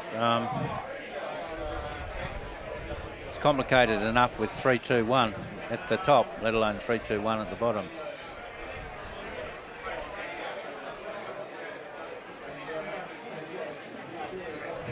And if you're over the start line or you've infringed, you don't get included in the 3-2-1s if you're at the bottom. It's correct. That's correct. You don't get rewarded for making a big mistake. I was looking to see that, hear that sound, because you'll hear the hooter go off. That red and white flag will come down, and the course flag will go up. So we know how many laps we're doing. And more importantly, that race flag go up, which is the start of the 5-minute sequence to the start of race 2 for the 16th Rumble in the Reach here at East Fremantle Yacht Club. Been some great winners over the years. The Berto had some great wins. Yeah, there's been some exciting races across the years, Ed. So. How are you, Pete? That's my daughter's boat causing problems, I believe. They missed her finishing.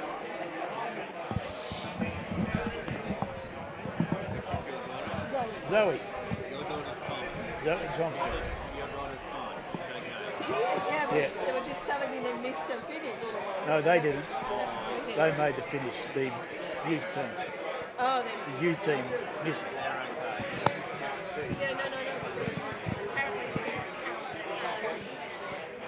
Zoe's second.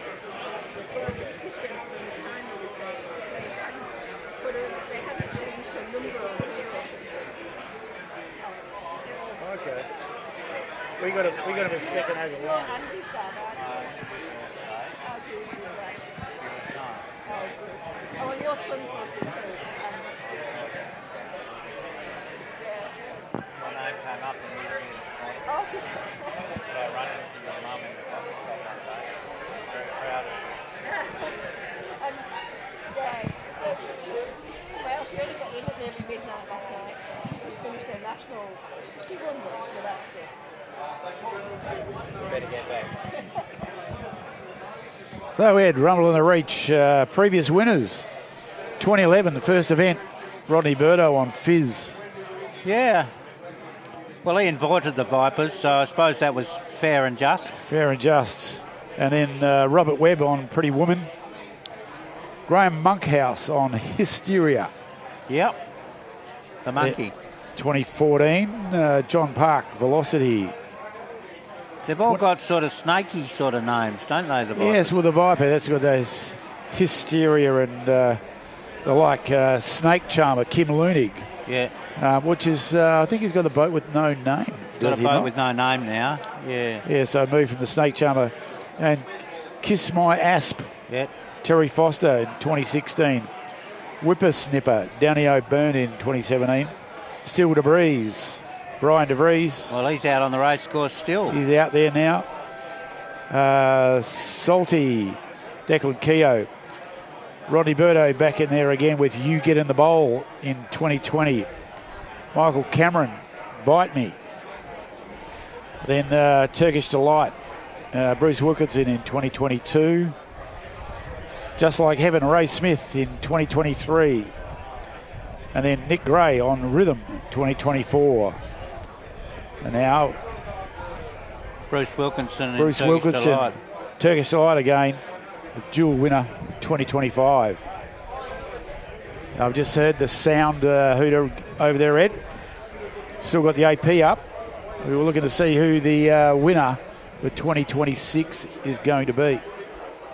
Well, I picked Blackbird when I looked at the list of Liam Fabrowie. And I had a bit of a feeling that Scotty Glaskin would be good. So Scotty Glaskin's sort of in there with the mix, I reckon, after race number 1. I think the East Fremantle women's team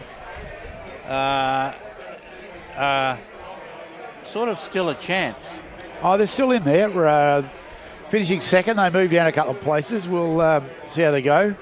But certainly Pretopia, yes, who, they really marched through, capitalised on the breeze. Got that boat moving well. They're still a one to watch. So between them and Zena, Scotty Glaskin.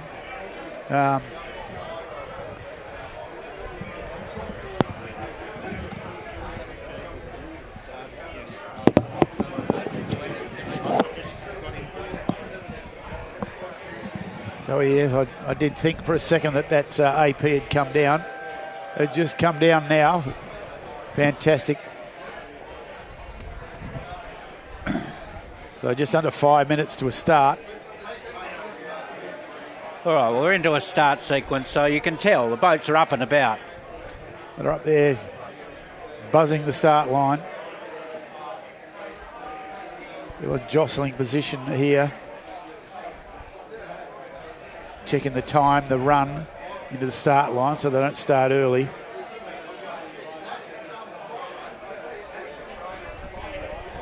Well, that's what happened in race number 1. They don't want that again.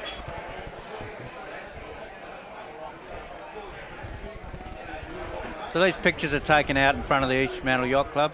The moorings are out to the east, and where the yachts are milling around is sort of pretty much in front of the Yacht Club. This is a drone shot. And the boats, the motorboats you see milling around there are Mark Lang boats. Here we go. We're going to course 2, Ed, so a little shorter. 3 laps for this event. And you're right, number. Just over 4 minutes for a start. Order, which is first, second, third. As in last race or? No, in the start. So here we are heading to the start for race number 2, the Rumble in the Reach.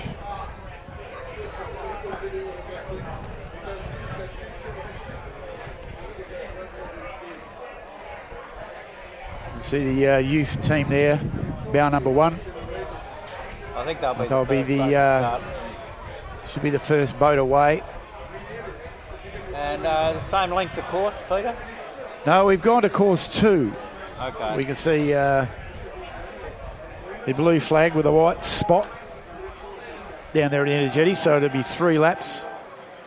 We're down through the gate 3 times.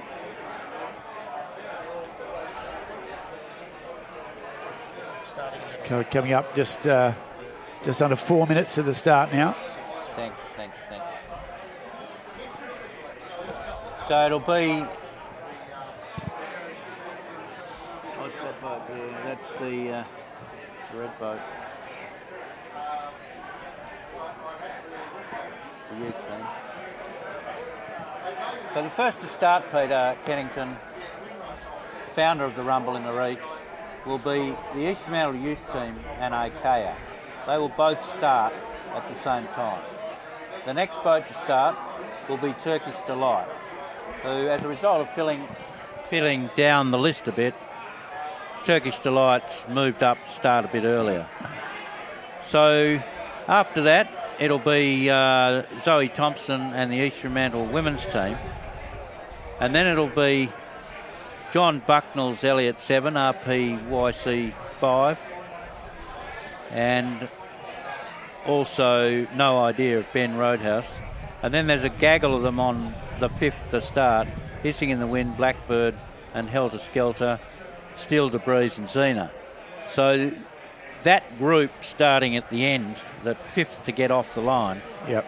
1, 2, 3, 4, 5 boats. That'll be pretty stellar. It'll be a pretty tight start. It'll be good to watch that as we're coming up to just 2 minutes till the gun. And the last to start will be Protopia, the winner of the race number 1. So we've got a new order here that we can follow. And our stats people, Cyril Elopoulos and Clem Rogers, they've got a list as well. So we're all back on game. Cameramen are excited. Drone pilots are excited. Kelvin's starting to get more calm. I think we're okay.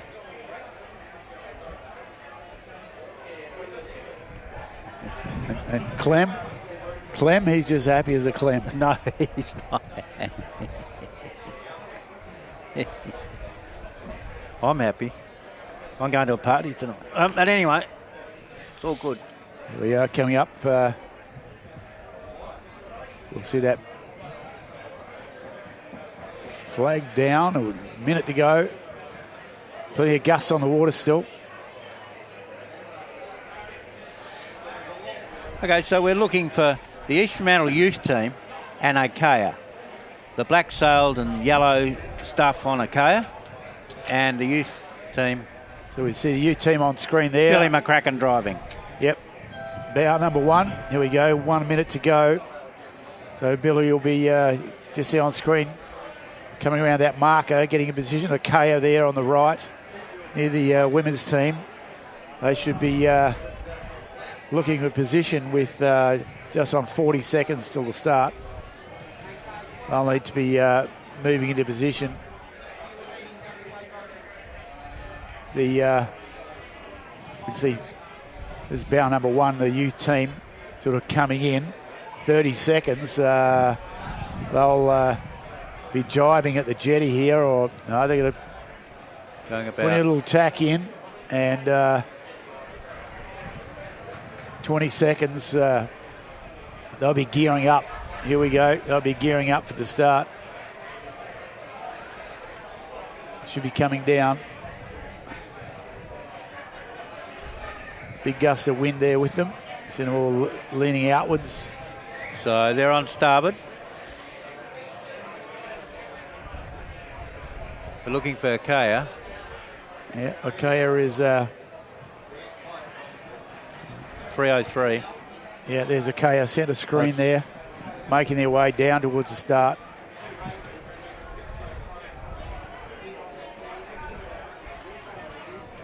coming. We see, yep,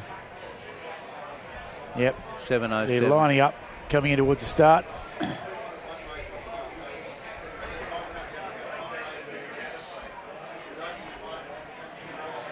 There we are. That's a Akea with the square-topped mane, different to the others. Both Elliots, but this is a more souped-up one.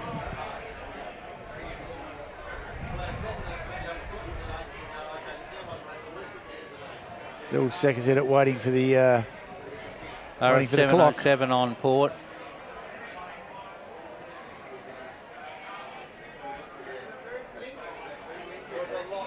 .707, just washing off a bit of time prior to the start. That's why the sails are flapping.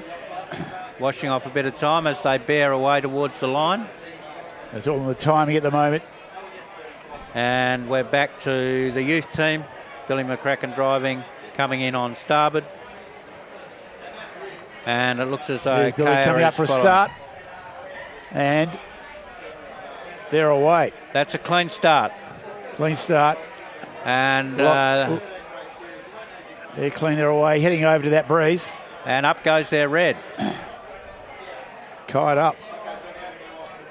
Okay, they're off screen. There they are. There's a Kai having a little bit of trouble getting that going. Yeah, a little bit of prawning going on there. Both boats having spinnaker issues. Yep. Akaya's got about 5 or 6 prawns in there by now. Yep. That's yeah, good. Yes, that was definitely not a clean start. But here they are. They're going to get the washing out, get it dry, and they're away. Excellent recovery. Just get it filled a bit. Bit tricky with this breeze. It's a bit puffy. There we go. Yeah, it can be all or nothing there. Bit pretty much tight, heading directly across the river now. And we're looking for Turkish Delight. Turkish Delight just hoisting. They've just started hoisting their kite, getting across.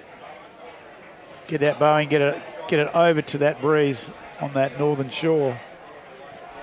With the breeze lightening off, yachts are taking a much tighter angle across the river towards the north shore. Yeah, that breeze will be oscillating, and you can see it sort of interfering with the flow there, and that's just the breeze picking and choosing its angle. They're doing a good job there, getting together, and they're soaking down. And they're third off the line, and they're making up some time on Akea, which was second off the line. But the East Mantle youth team. Now we have the women's team here on screen. They're just crossing the start line, getting that kite ready. Up she goes.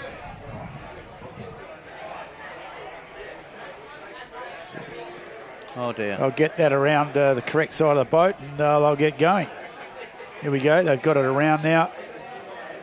Making their way across. Kite's filled and heading over the far side.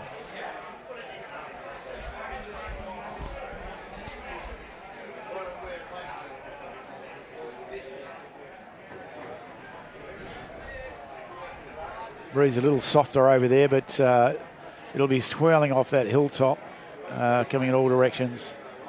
I think it's very difficult to keep those spinnakers full. There we go. The women's team putting a jibe in. They got themselves on a bit of a gust.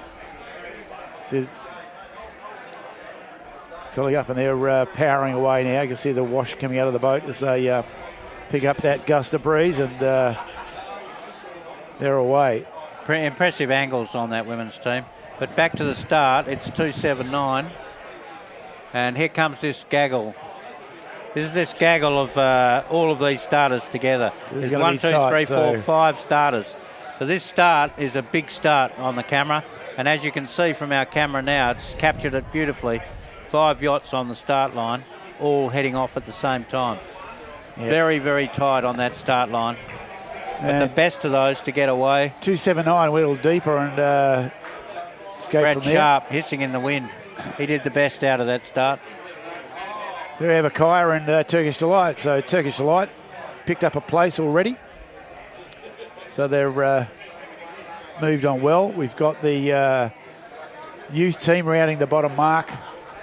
Turkish Delight coming around in second place and Akaya in third for the first mark rounding on that northern Mark 4.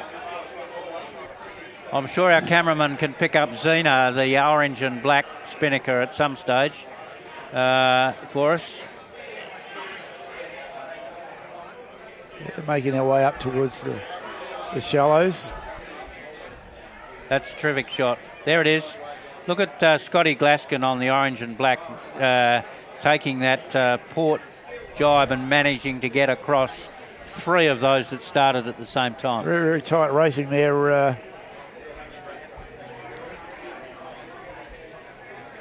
He's picked the line down into there. With, picked the line. Bit of a risk of losing some wind in the corner there, but he seems to have held on to that.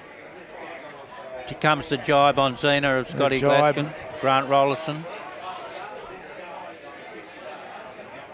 Yeah, as you said, Pete, a bit light in there, but if they can get it filled, they come back at the others on starboard, but it's a big angle they're taking out of that corner. Yeah, and the others on the pressure, we can see 272 there. Brian DeVries on Still DeVries really zipping along there. Okay, so we're back on the leader. Back with our leader, EFYC Youth, tacking up towards the club, making their way back to the top of the course. You see Protopia coming along, both on starboard. Protopia making its course to the first gate, and the youth team on the tack going back to marks 1 and 2 at the head of the course. Yeah. But Protopia again showing fabulous speed on the water. Yeah, fairly clean there, right in the action. It was interesting, Ross, but the youth team is doing well here, sailing clean, using the gusts, picking the shifts up the course there. They've got another handful of breeze there. Be probably great if we can get 217 of Scotty Glaskin Xena on our cameras as best we can. Expecting them to have a big race in this race, Xena. It's 217. Watch out for it.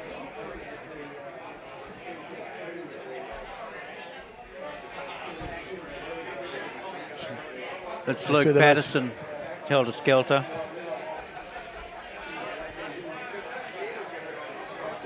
It was the boat with no name. Kim Lunig. Kim Lunig.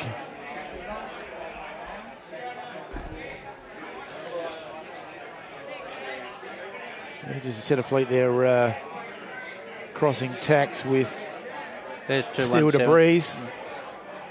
217. That's it. That's Scotty Glaskin. That's what we're sort of looking for, yeah. Over there, making their way around the point. Yeah, just clearing that mark. Yeah, great camera work, Kelvin and the team. 217, Scotty Glaskin there. Grant Rolston. So working up the edge of that shallow water. Yep. Keeping as much of that breeze. We can see there it's very shallow at that last 50 metres, making their way up to the second mark. Hopefully they can clear find that. some breeze to clear that, but they've had to tack away. They've all tacked away with the shift. Back to Akaya, that's rounding the course. Turkish is first. Thank you, Warren Erasmus. That's Turkish Delight in the lead. And Turkish leading. Akaya in place. Second, yes. So there was a bit of movement down the course. They're reaching across from mark 1 to 2 on starboard. I guess hence the reason they won the event twice. Turkish Delight are picking the eyes out of this race. they're benefited now by their 4 crew instead of 5, which they normally sail with the lighter weather. Jibing back.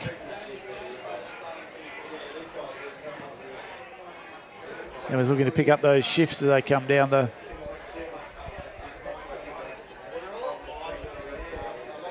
We see a Kaya and the FYC junior team getting their spinnaker up. There's Kaya making their way to the other side of the river, hoping to pick up one of those gusts.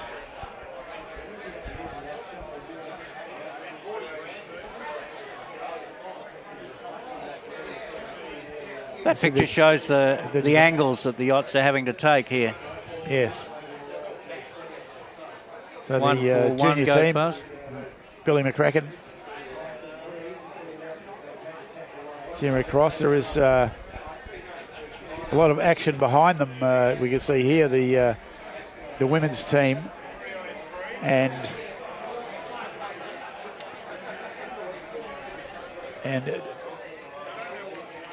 John Bucknell on RPCY 3 sort of pushed across, elected with a... So the women's team jibing there. We could pick up the U team with the Viper.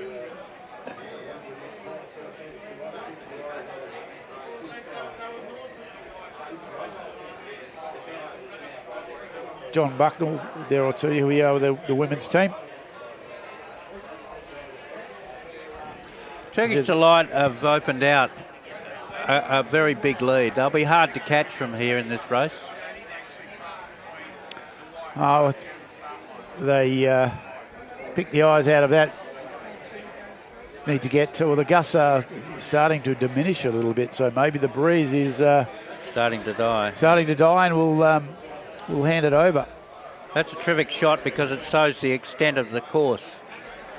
It shows the yachts on the course. It shows the yachts reaching across from Mark 1 to 2. Yeah, we'll see and a it Kaya. shows the spinnaker work being done on the yachts that are making to the top gate.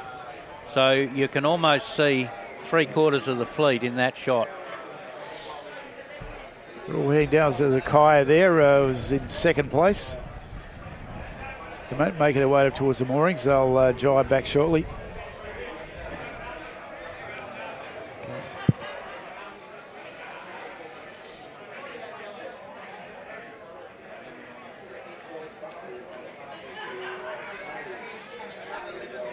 Seabury's not quite getting enough air down as they approach the bottom marks. They'll drop their kite shortly and head through that gate. There we go. There's Turkish Delight is heading through Mark 4, that northern side. Akaya jibing will need to come right back across the river. Now we see the left-hand side there, Rosina, Scotty Glaskin with the red and black kite coming across into breeze. They'll get a good run out of that.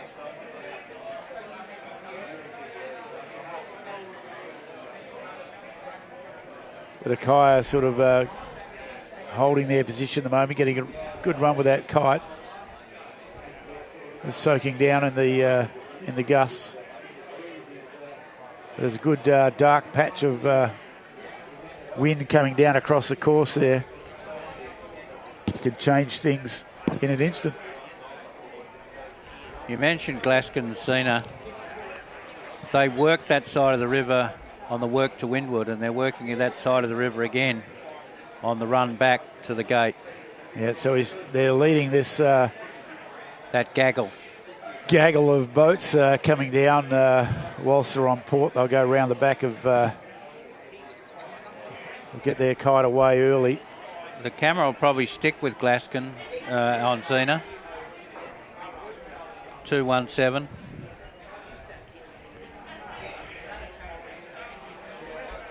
See if we can pick him up there. He's going in at speed now. Just rounded the mark, I think.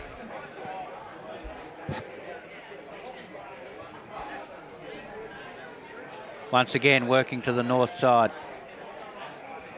So we said the U team there have lost a bit of air, so they've elected to drop early, jibed their way into the mark. And now they're focused on the Zena who are now on port tack, working across the river in a southerly direction, and they're in pressure. And well balanced on the side of the boat. There's the winner of race number 1, just going across in front of 217, avoiding action. Diving back, chasing the breeze. This 217 was just hidden behind that screen. If we can stick with 217, it'd be good. There it is. And they're working towards that bit of breeze that's puffing out of this corner. We can see those We little can see dark the breeze patches, on yep. the water, and that's what they're looking for. They're coming at it on port. They'll tack over onto starboard, and it should be a lifter for them up to mark number 1. Yeah, we can see that patch of breeze making its way down towards the leader of Turkish Delight at the moment. They're about to sail into it, but have to go back to round the mark. So they're having a good line back there to the mark. Cameras are giving us a really good view of this work to windward by Zena. And they're advancing on the racecourse. There's the leader of race number 2, currently, Turkish Delight, Bruce Wilkinson. They had a 10th in the first race. So they need a good result here. We see the distance back to Zena, 217. Yep. Left of screen. The question is, can Zena catch Turkish Delight? The screen picture we're getting showing that Turkish Delight's in a lull at the moment. So expect Zena to take attack anytime soon, I reckon. Shifting breeze. See Turkish Delight's not far from putting attack into the marker. They're holding on to their spot. Yeah. And we have 217 attacking duel there with hissing in the wind, Brett Sharp. Yeah. He's snuck up there and is he's just in front of... he's giving some bad air to Zena at the moment, but He's Turkish Delight, the lead boat, is in a bit of a lull, and the two Vipers, Brett Sharp's Viper and Scotty Glaskin's Viper, are chasing him down. Yeah, hissing in the wind is well clear of Zena. I think they'll tack back towards the marker. And we're getting great pictures of Brett Sharp's Viper and Zena making to this mark number 1. Yeah, they both shot the mark there. Watch the kite work coming up on 217 once they get across this little reach.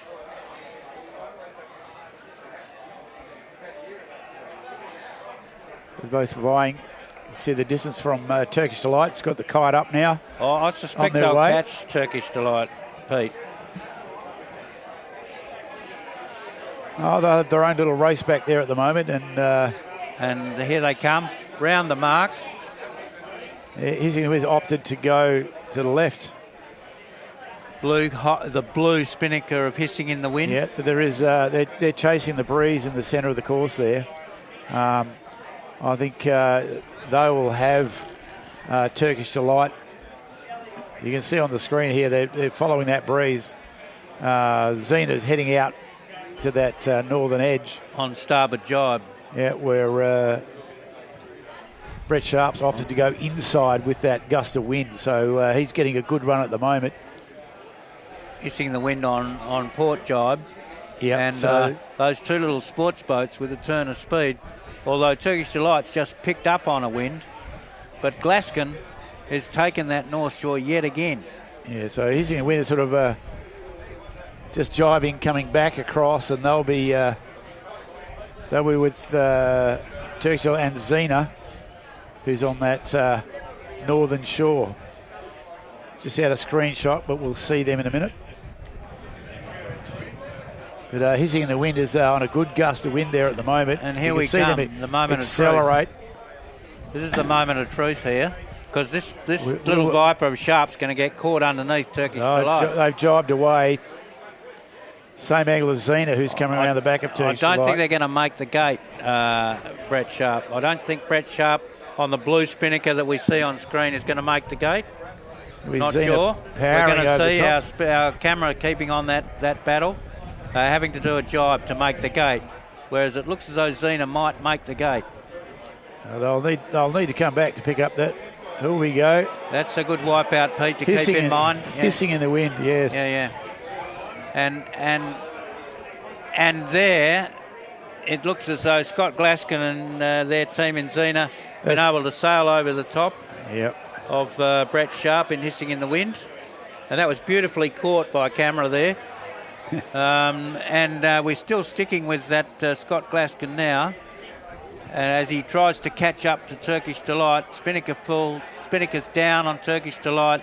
This is getting to an interesting start at the head of this race too. Rumble in the Reach, number 16. Taking a right turn around the gate. What will Glaskin and the team do down with the Spinnaker? Probably follow over to the North Shore. He likes that north side. Yeah. He likes the north side, doesn't he?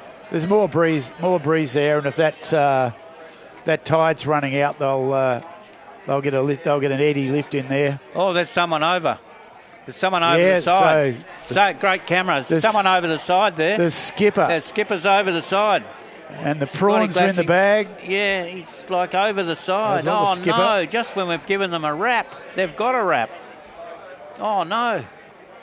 And meanwhile, Hissing in the Wind. They say it's never over until that woman sings, don't they? Hissing in the Wind has had the best of that rounding.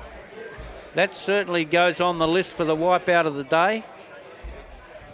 1 minute it was Brett Sharp in Hissing in the Wind, and it was caught beautifully. Both those incidents were caught by the cameras. But now it's up to Brett Sharp to try and chase down Turkish Delight.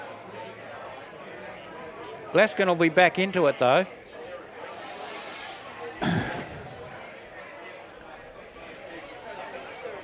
Yeah. Glaskin might have actually had a bit of a win here, being in the middle and not right over to that north side. The camera looks as though he could be going a bit faster than Hissing in the Wind. Could be. Yep. Maybe a bit faster. Well, we'll term that the prawn manoeuvre. Yeah. Well, I get them. They're back in the river. And very quickly, that was 2.82 running past. That's Liam Powerbrow and Blackbird, one of my favourites for the day. So there's a leader, Turkish Delight, making her way up. And hot on their tail now, again, is 217. There's Zena. Just off screen. No, it's Hissing in the Wind is making a good run, coming in close. Hopefully wanting to pick up some breeze where Zena's opted to go a little wider. You're onto it. But Turkish Delight here has got good breeze moving up the northern side of the reach. Well, if you're on Turkish Delight, you are delighted to see all that activity in the yachts behind you, because they were almost onto them at the gate. And here's another little manoeuvre coming up.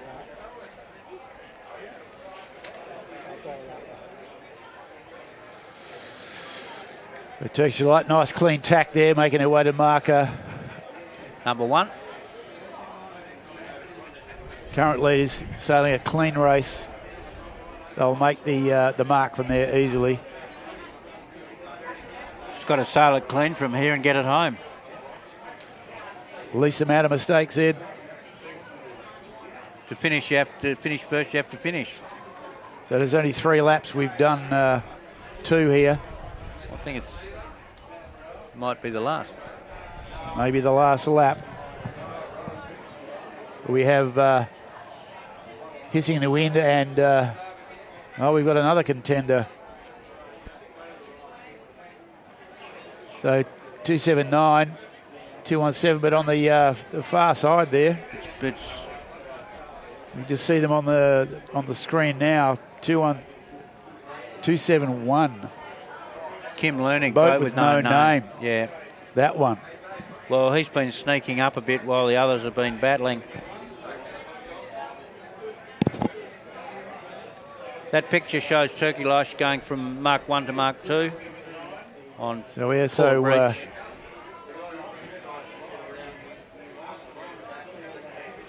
VX1 versus Viper. Here we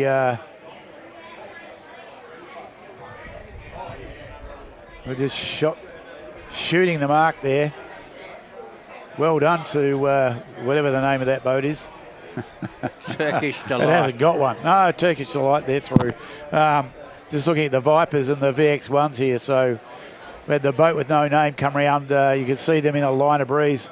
Watch them accelerate. Straight behind that is Hissing in the Wind, followed by Xena, Scotty Glaskin. You said 2 laps. The Turkish Delight's off for a third, aren't they? Yeah, they'll be their third lap. 3 laps. Warren has three laps. Yep, Warren has confirmed 3 laps. So all clear at the top of the course. And back to the Battle of the Vipers. It's Brett Sharp there with the blue spinnaker on screen. And they're away on starboard jibe with that light pale blue spinnaker. There we go. Hissing in the Wind, just getting their kite up. Not as cleanly and as efficiently as Brett Sharp.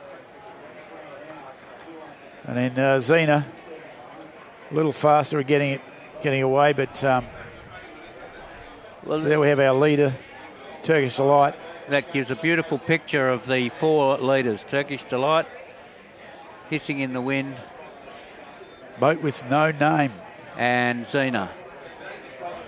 So what a difference that kerfuffle at the gate made to those Vipers. Yes, and then the little prawn manoeuvre helped keep position, and but then need to keep their eyes open. The boat with no name snuck up there and is into it. So there's our duel, 2nd, 3rd and 4th. Looking for the breeze. Now we just see in the background Protopia. It's had a good run. That red and white spinnaker. So they've had a couple of good clean runs, so they won't be far off, especially with one lap to go. They won't be far off maybe 5th place. If they can maintain a 5th place with a 1st, that's going to be a better result than most. Yep. Yeah. Yeah, so here we go. The Turkish Delight around the bottom marker, making their way up for their final lap. No wonder Luke Patterson said in that interview yesterday that he's worried about Alan Smith and the team on Protopia. It's proving to be a very good prediction. So you have the 2 Vipers neck and neck. They've pulled out, well, I suppose they're Hissing in Wind now. Let's see how cleanly they can get around here.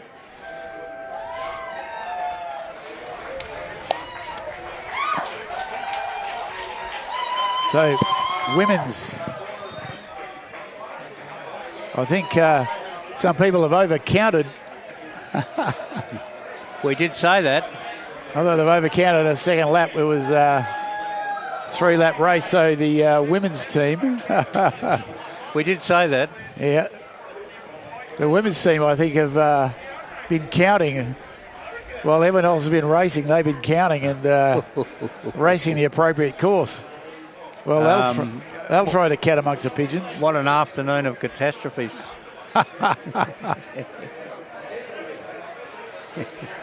So I think we could name the top 4 boats as part of the Wipeout Trophy.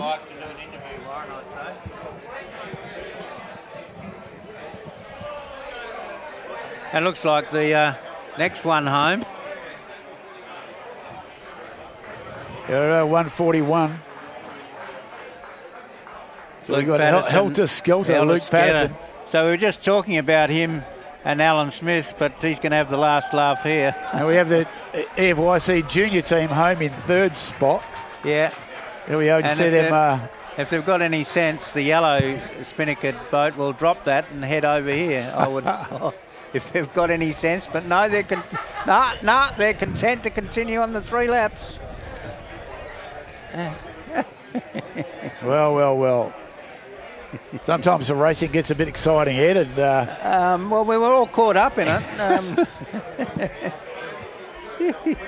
We should have known better. I did say he said 2 laps, and then they were all back to 3.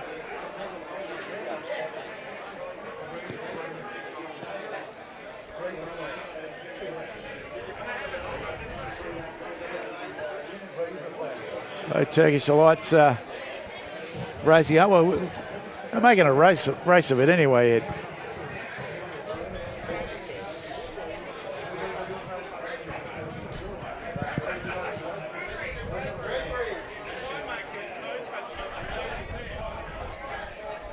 Well, Peter, it's been an afternoon of interest.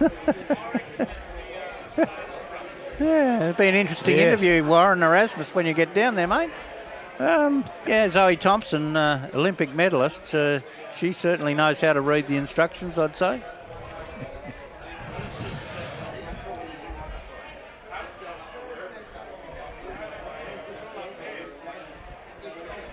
Well, there's not much point in commentating on the rest of this lot, Pete.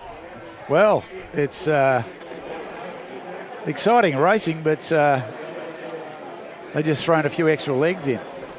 I'll meet you down. I won't have a glass of water. Oh, my godfathers. It's like catastrophic. But I'll meet you down there. Oh, well, the viewers watch the last of the boats doing their extra legs.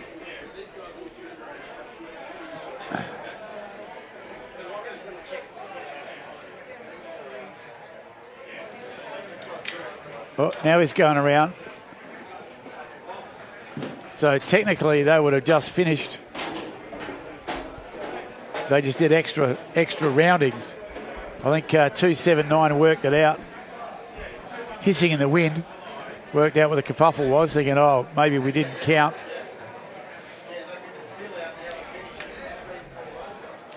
Meanwhile, back at the ranch, boat with no name. Xena, Turkish Delight, are making a meal of the afternoon.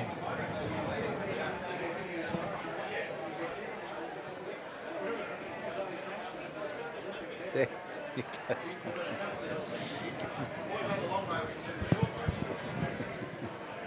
Now Protopia, they're working there. They're making a meal of the afternoon as well. Sailing in In sailing, Ed, we term it the merino factor. What's that, mate? The merino factor. All the sheep follow each other. Oh, yeah. But they got everyone just following. Yeah. Well, they've assumed that it's 3 in the first, so they think it's been 3 in the second. All right, so the winner was the ladies' team, yes? They're coming around, and I think Xena will be looking for the hooter. The blue boat. And it'll be silent.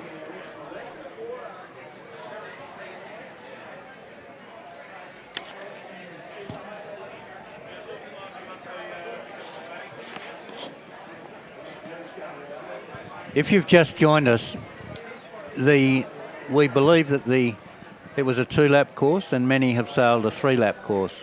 That's our understanding.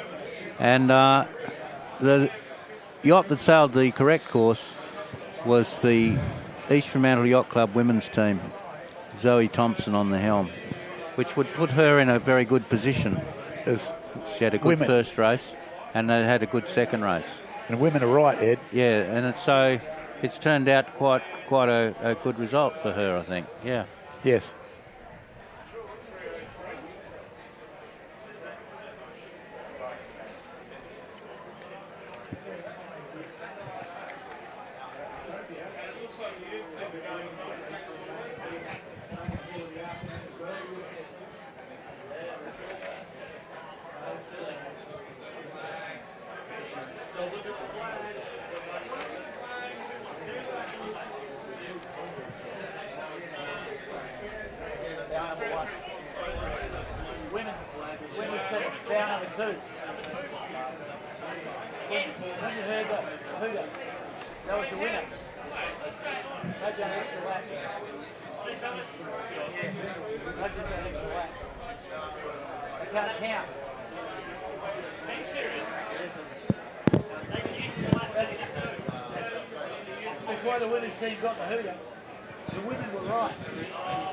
Kim Lunig, the boat with no name there, just off the jetties.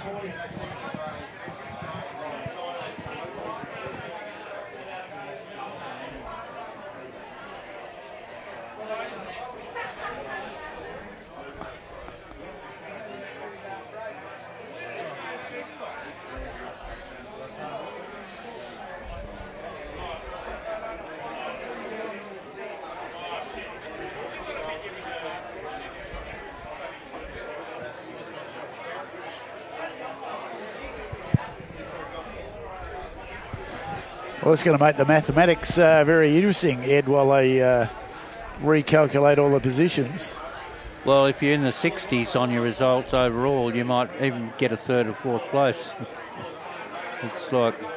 Interesting, if with the handicap, so the first three will have handicap adjustments to push them further back, whilst the boats that did the extra time will get a handicap boost and they'll start earlier. So you could... my brain can't cope with it anymore.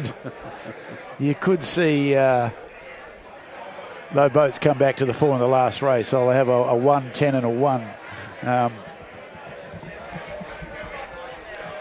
So if the EFYC women, they're going to move back a minute and a half now for their start.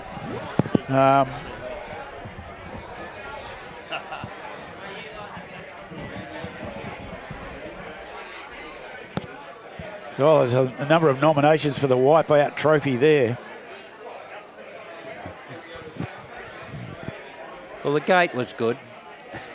The gate was good. It had its moments, race 2.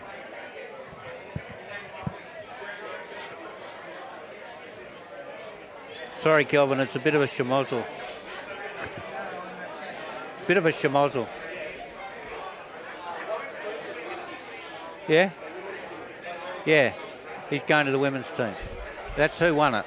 Yeah. Oh, anyone that's wondering what the hell's going on out there, they put up the course 2 flag, which we can see at the end of the jetty here.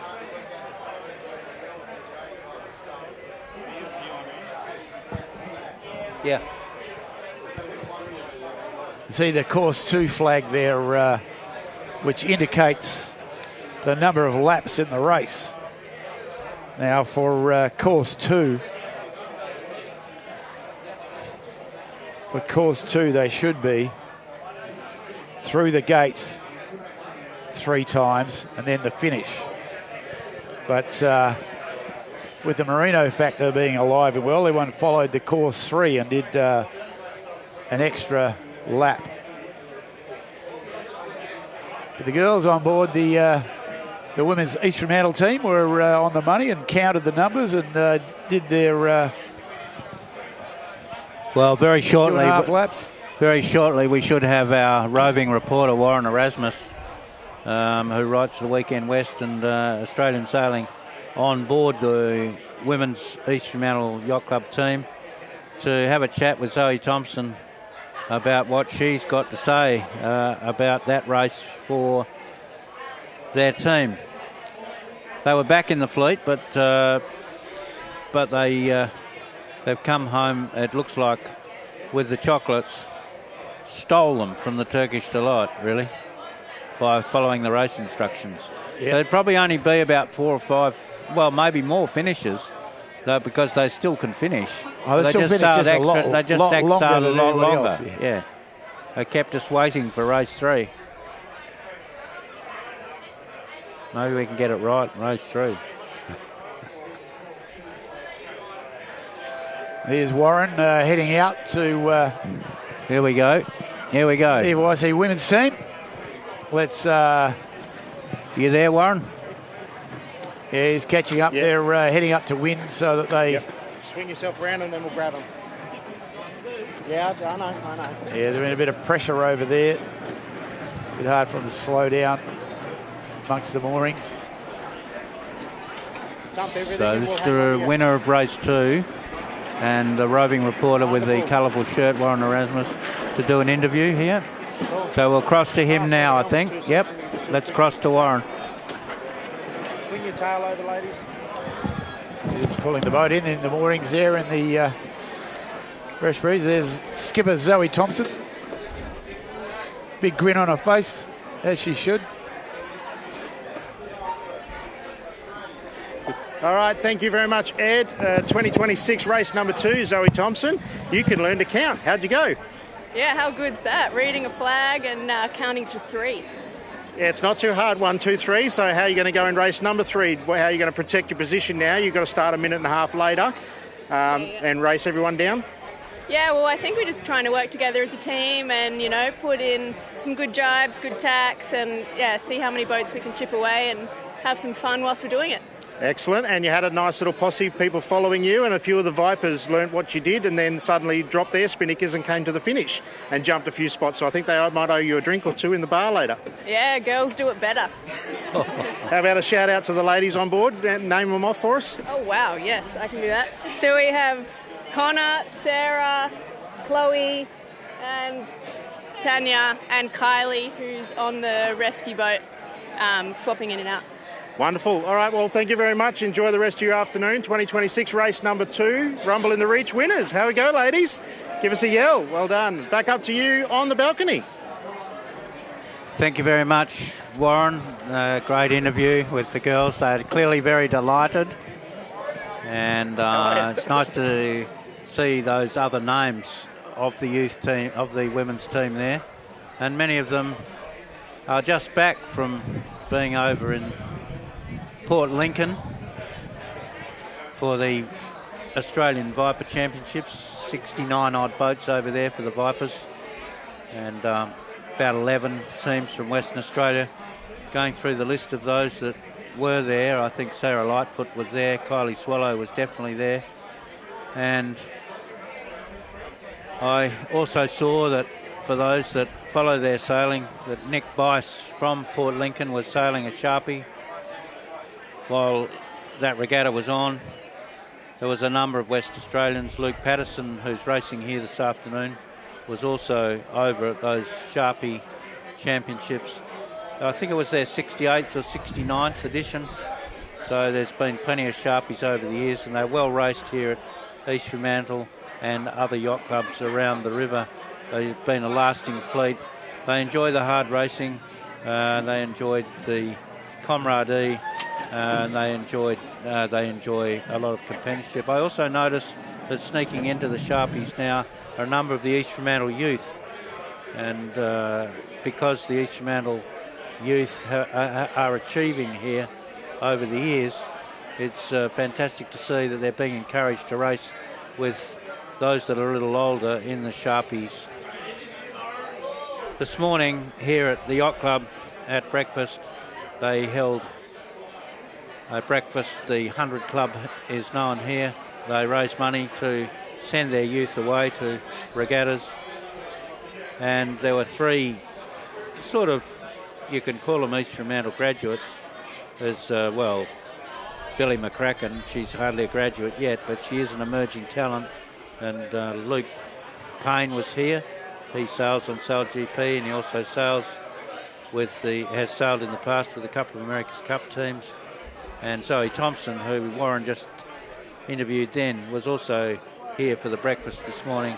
All of them reporting on their endeavours over the years with elite sailing and talking about their experiences, as many of the young ones were at the breakfast, and it gives them something to look at and decide where they might go with their careers as they come and emerge over the years. So it's a great training ground here. Many people over the years have come out of here. Fabulous to see. This afternoon's racing, sadly, has been full of errors all across the board. Early starts. It's been not reading the flags for race number 2. It's been a breeze from a different direction than you normally have for the Rumble. It comes from the east side. But on a positive note, what has been great for those that have been struggling through this commentary and the racing is that we've now discovered an on-board interviewer in Warren Erasmus. He's in the bracket of an emerging talent. And we've also had our cameramen move on to the boats, which is fabulous. There is a camera on Bruce Wilkinson's boat, the Turkish Delight, which is giving us on-water pictures. That's a step up from last year. The interviews on the boats are a step up from last year. So there are some positives to take out of this. And the drone pictures, which were captured at that gate in race number 2, where Scotty Glaskin on 0 and Brett Sharp on Hissing in the Wind were coming in at it at different angles. And in the midst of that was Turkish Delight being chased down with some great yachting and some great vision. It should go straight to the bin for the highlights, that bit at that gate, as should Warren's interviews go into the highlights bin for later. Billy McCracken had another sort of good start to that second race, and she had a good first race, even though one of the marks was an issue for them. So can't wait to see how race C turns out. Hopefully we'll get a score sheet, be able to give you the order of starting for race number 3. It's all being negotiated down there now. As was pointed out earlier, if you win a race in the Rumble, you are penalised 1.5 minutes, which is 3 drops. If you come second in the Rumble in the Reach, you are penalised 2 drops, which is equivalent to 1 minute. And if you come third in the Rumble in the Reach, you drop 1.1 place, which is 30 seconds. And from the bottom, to try and even up the middle for the first time this year, what's been tried is to have 3 extra places up, or 3.5 minutes better if you're the last place, 1 minute better if you're in second last, and 30 seconds if you're in third last. So it's a way of tightening it up. 13 entrants this afternoon. There was 14, but the Cadillac didn't make it to the start line. Not sure the reason why. Cadillac's quite a big boat, and they didn't make it to the start, so we've had 13. At the moment, if we look at the battle between the VX1s and the Vipers, the relative positions, I think off the top of my head, it's probably the Vipers that are winning out at the moment, with the standout for the VX1s being Protopia. So Protopia with Al Smith on board and, is making a difference. You can recognise Protopia if you're on the veranda or looking at it at home. It's clearly got a 303 on it, which is some sort of rifle connotation, so that's easy to remember. And they also have that Alinghi swirl, you might call it, on the mainsail. And that's a bonus, because when we're up here commentating to the screen, to you at home on the Facebook, we're pleased to be able to identify the yachts. We get better at it as the afternoon goes on. A lovely picture at the drone if you just tune back in and come back to it after a cup of tea or something stronger, which you might need after our commentary this afternoon and the racing. You're looking at the East Fremantle Yacht Club and the Pens, and you're looking down to the Picton Baths and the water polo pool and the what used to be the animal quarantine park. It's now a cleared space, great for picnics, and no sightings of any bull sharks down here that we've seen this afternoon. So anyway, if you did feel like a swim, enclosed in that Picton Baths is great, and also in the pool. Pool looks resplendent, and as I said to Peter Kennington, who's been commentating this afternoon, it does look a little bit alike sort of something out of the States, Florida or Saint-Tropez or somewhere overseas. Really doesn't look to me like Perth in these pictures, but it clearly is, because we're here and we're looking at it. It is, Ed. It's as beautiful part of the world as anywhere else. And as for the river, I mean, one of the crew of Xena decided to go for a swim in the middle of the race in the river. He's not worried about the bull sharks. No, well, we saw that. I was talking while you were away, getting yourself a nice beer, nice cold beer, that was a highlight of the thing, that gate rounding with Turkish Delight there and Brett Sharp and hissing in the wind and chasing them down. I thought that was terrific yachting. I think it should have gone into the highlights reel, and I'm sure Kelvin Haar from Two Monkeys would have tucked it away. It was. There was a turning moment in a lot of things. If only they'd read the race instructions, it would have been a very key part of the result for that race. I'm sure Kelvin can get the camera to switch on to the start flags at the moment. and show us those flags that are there at the moment. But to my mind, it's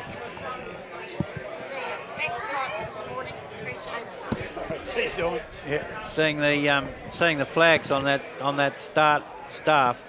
That is a blue triangle with a white dot in it, Peter.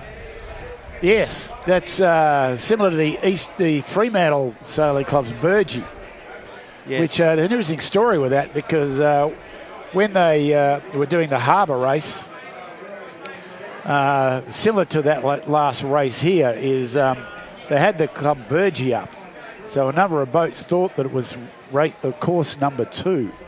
So they only did so many laps for crossing the finish line, only to realise that it was the Burgee from the club, not the actual race course there. So now they omit flag 2 from the instructions, and it goes course 1, course 3 or course 4. Oh, there you go. That way, it can be no confusion between the Burgee and the numeral pennant.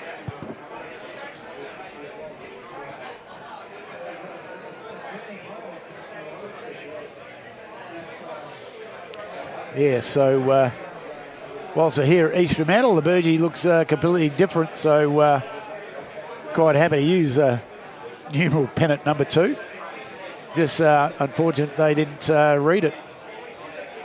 So so that flag up there now, that says 2, yeah? That's correct. So if it's 2, it's the same number of laps as correctly was taken out. So what we have is, so course 1 has 2 laps. Yes. Course 2 has 3 laps. Yes. Course 3 has 4 laps. Right. So this will be 3 laps. This will be 3 laps. Which is different to the last race, which was 2 laps. No, we did have 3 laps. But as they complete, so we go down through the gate, 3 and 4. So we just start gate, then we go 1, 2. Then we go back through the gate again, 1, 2. Then the last time through the gate, we come up, we cross the finish. We don't have to go through the other 2. So, hence, I've got it. I can understand it. Perfect. Yeah. Good. Well, I think if we can understand it, I think they could probably get it. Yeah, I'll certainly be counting this time around the course. We got the, we can see the red, white AP.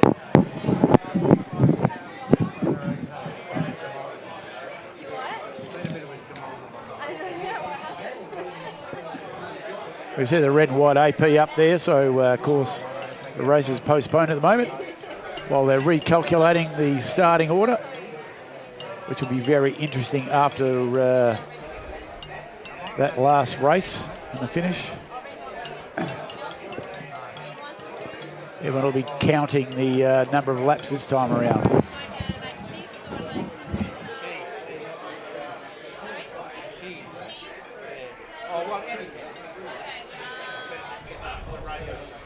So here we are, Waterside at East Fremantle Yacht Club.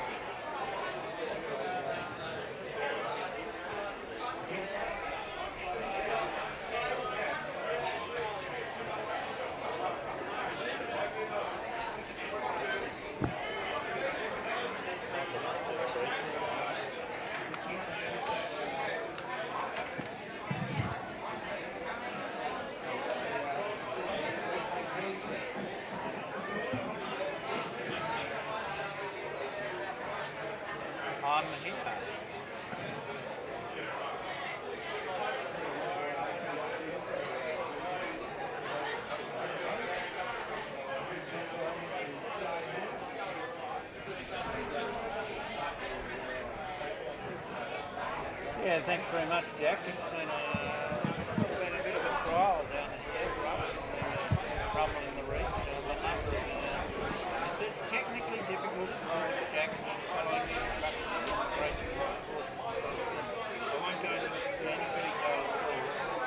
we finished 2 races now in a series of 3.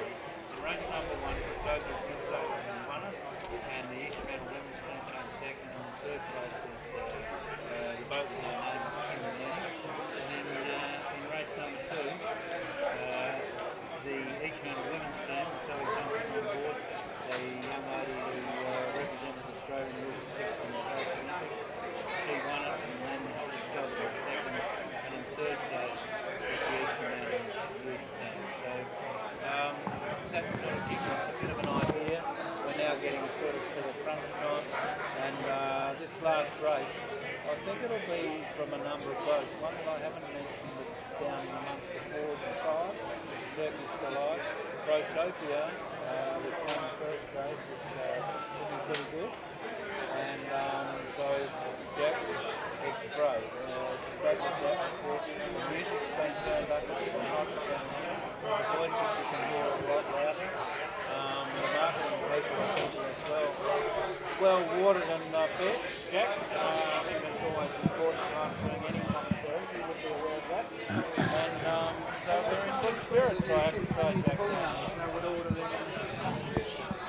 That's that. I'll just copy that tomorrow. I just need to know the running order so yeah. So that's their call number. That's the order I'll start. I would expect this race to get going in the next 5 to 10 minutes, and then that race will go for approximately 3 minutes. So that gives you some understanding of it. You guys still be up for it then?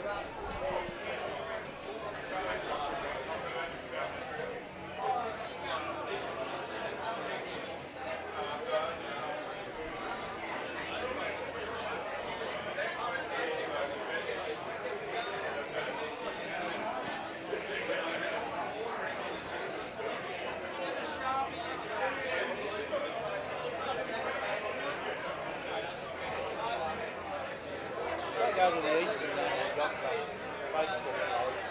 There's a live stream going through the East Fremantle Yacht Club Facebook page with the commentary linked to the pictures that are coming from the drones in the sky, the fixed cameras, and the cameras on boat. So they can switch to that Facebook page and see the footage.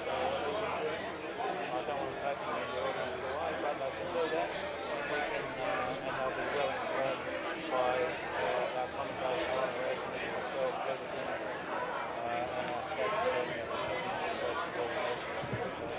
Big operation, the pictures are absolutely perfect, and that's what it looks like.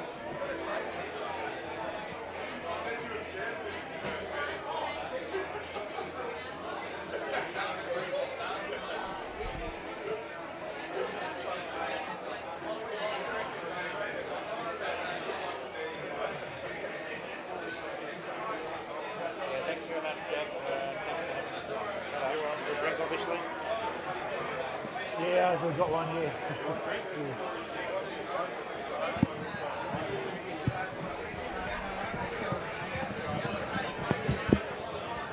Okay.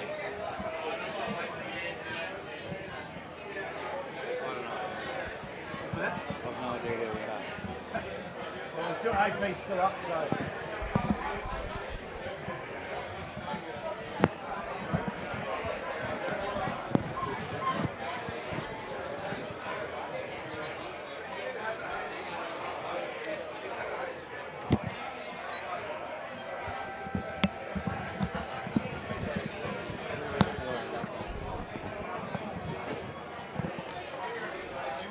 All right, so here we are. Well, those on screen, we can see the AP is down. We're getting ready for race number 3 for the 16th Rumble on the Reach. Current standings at the moment looking pretty good for the EFYC women's team. And if they can hold it together and get around the course, could be good. Could be good. Other boats in there in the mix. Boat with no name, believe it or not. Thank you so much.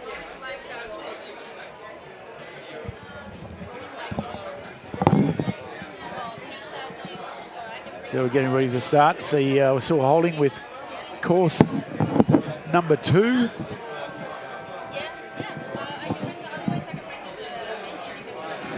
Flag is up. We are racing.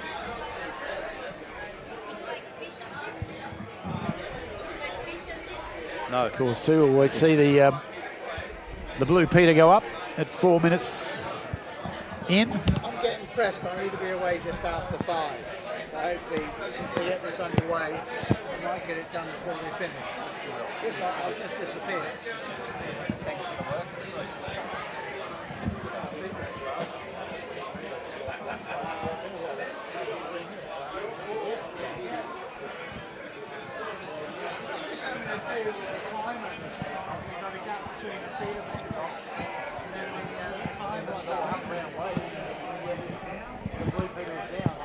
Hello.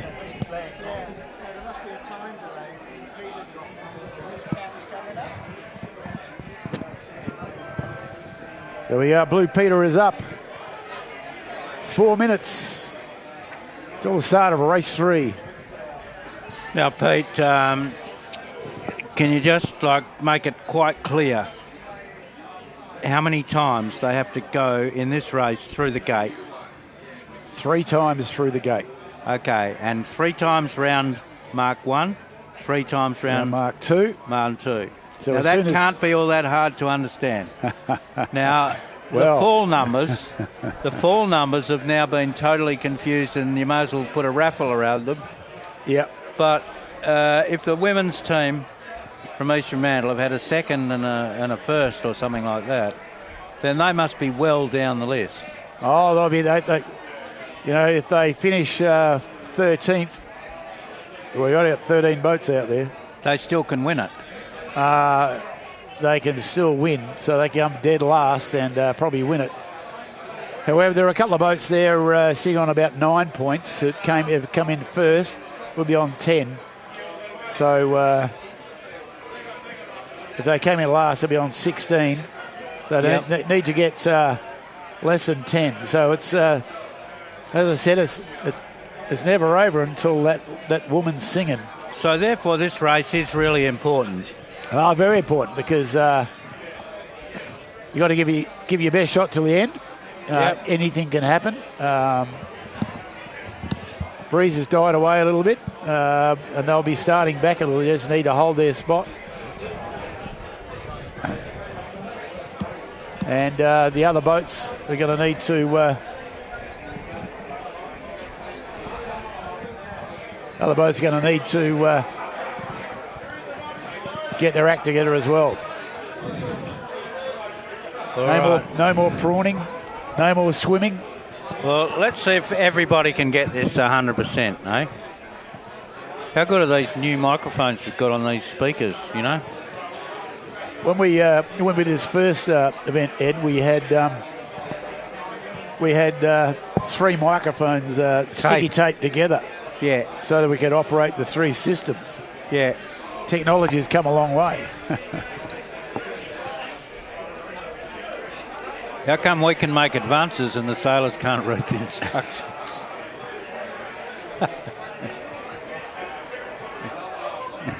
All right, back to the pictures. Well, there's Protopia in the middle of the screen. Yeah. So they're still in the mix. They're still in the mix. And there's Brian DeBreeze, Steel DeBreeze. They've been sort of clean over the afternoon. Yep. Boat with no name is actually sitting on 9 points at the moment. They're still a possibility. Kim Lunick. Yep. He's been a winner before. So it's still up for grabs, although the girls seem to have it. Grasped it. They've grasped it. That's Brian Stanley on the screen now. He came to sailing quite late. He's on the Achaia. He shares the boat with that Paul guy with the G name. They share the boat, but he came to sailing sort of fairly late, apparently. And those sails are made by One Sails. Yeah. They're nice sails, and it's different to the other Elliots. There's a square top main. Yes. So see the square tops there now. Hopefully that'll pay off the lighter breeze, giving that a bit of extra sail area. Yeah. So we'll see how it goes. I also like seeing the Race numbers, like a 707 or a 303. It helps us identify them. It does. It does when it's just a V. I also like the bow numbers on the Elliots from Royal Perth. It's pretty easy to pick them up. Yeah, well, that's helpful too. Except that when we got the sheets, it had the wrong numbers on the sheets. Yeah, that doesn't help, Ed. It's supposed to be a grey spinnaker. I didn't see a grey spinnaker anywhere. But look, there's been a lot of positives whilst you're out getting yourself a beer. I was instructing Diana from here, the marketing lady, to get me a gin and tonic, so I'm now... So there has been some positives there. Well done. And I understand we've got some chips coming as well. Yeah, we've got some stuff under my hat too, but we won't mention that. No, don't mention that again. Maybe Warren can give us a starting order again and a cumulative of the two races. He's ahead of the game. So this is like the cumulatives, yeah? No, that's the order. Oh, that's the order. Yeah. So we're going to get some updates from our main man here. We're going to get some cumulative scores. Well, according to me, we should have had our first boat over the line. In fact, they are over the line. Akira has started. Akira has started well away.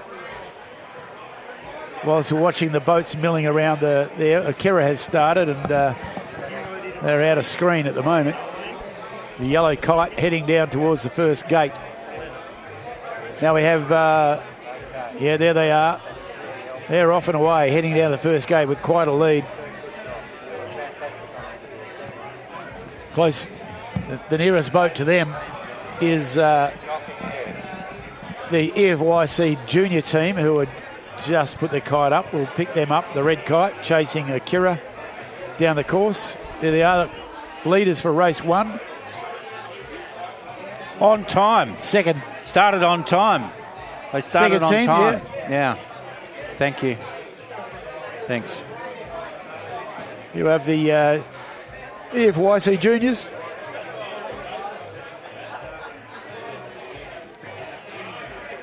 Working that kite. You're amazing. You can see the difference there. Thank you. See the difference there between Akira, who's rounded the gate, and the juniors.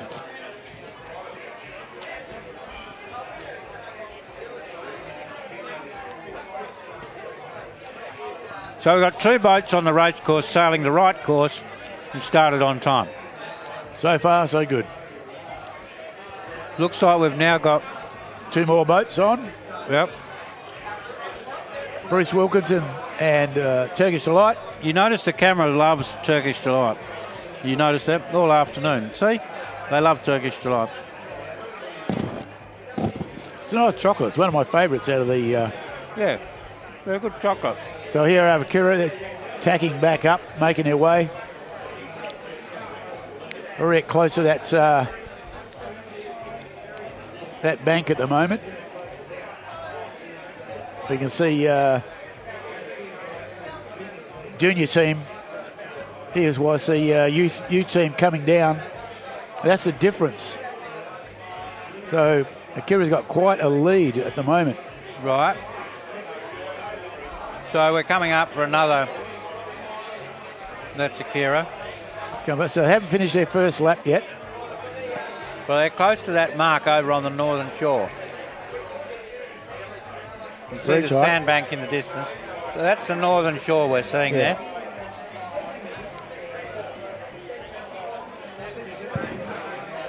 So you can see the LYC junior team just there, mid-screen, making their way down.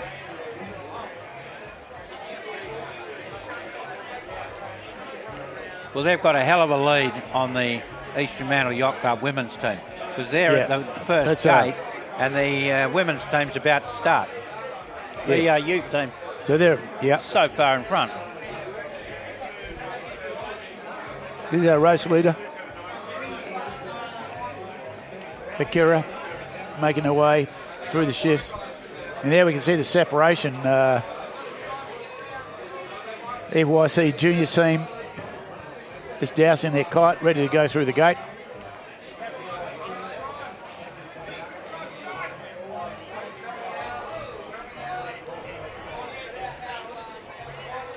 I reckon we need to focus on 271, the boat with no name, of Kim Lunig.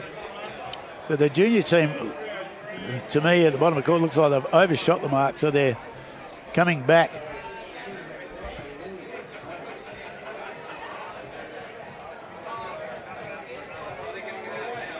They're on the course. Turkish Delight, they're dropping their course. Here we are back at the start. Boat with no name. Boat with no name. Thank you. Now, the interest to this boat with Kim Lunig and his team is that they're currently lying in second place to the East Fremantle women's team.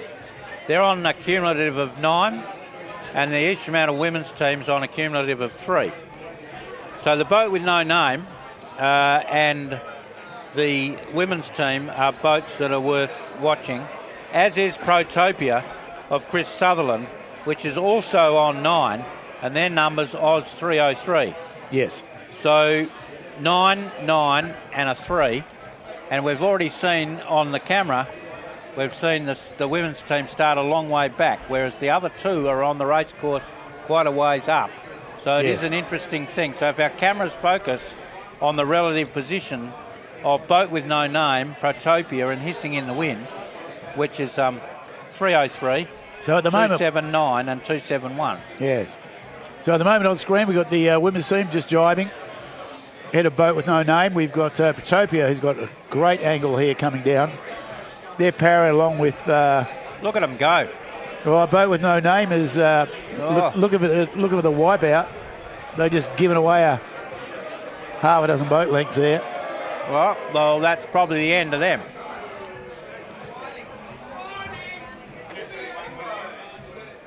So Protopia and boat with no name on the same points, and Protopia's just sailed straight past. What are you looking for, Pete? Yeah, boat with no name. That's it. Boat with no name is bowled out twice now. Yep. It's going on Peter's list for the wipeout of the day.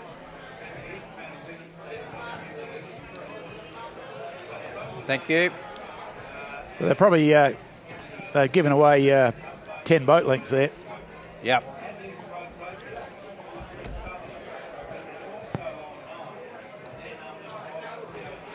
The junior team just making their way up.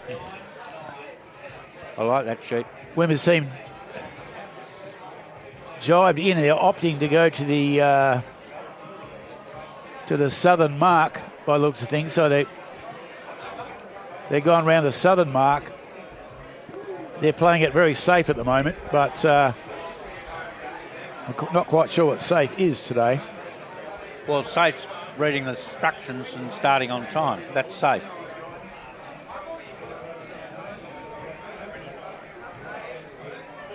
What do we got here? A very fancy launch going in front There's of you. one of our viewing boats was anchored watching the race and decided to get amongst it and yeah. One of the have a closer look.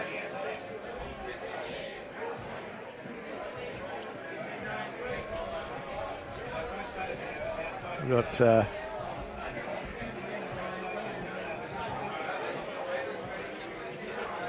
there's a Protopia working their way up there on the left of the screen.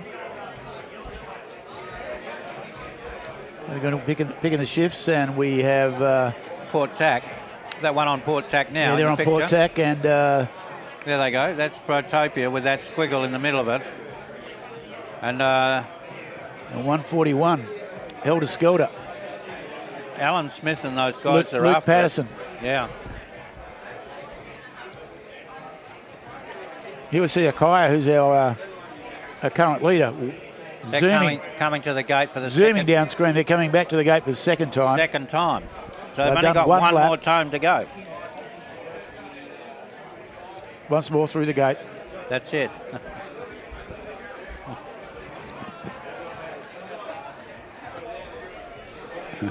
Who's counting?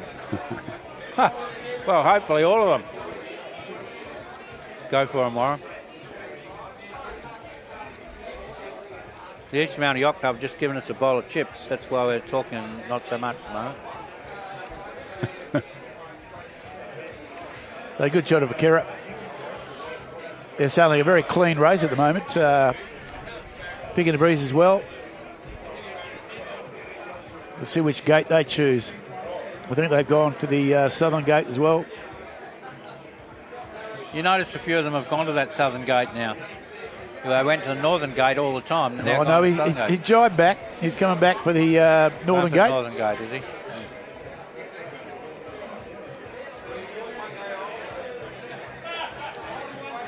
I think even for as much as having a cleaner hoist at the top of the mark.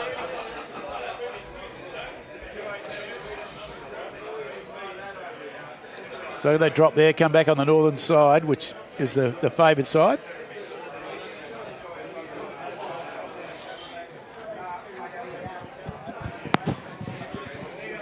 Been the favoured side all day. Although these boats down towards the club now are getting quite good angles into the into mark number 1. I think the breeze has taken the south out of it and gone a bit more directly east. Right. Which better angle in this section. There's a lot of boats in the middle of this fleet.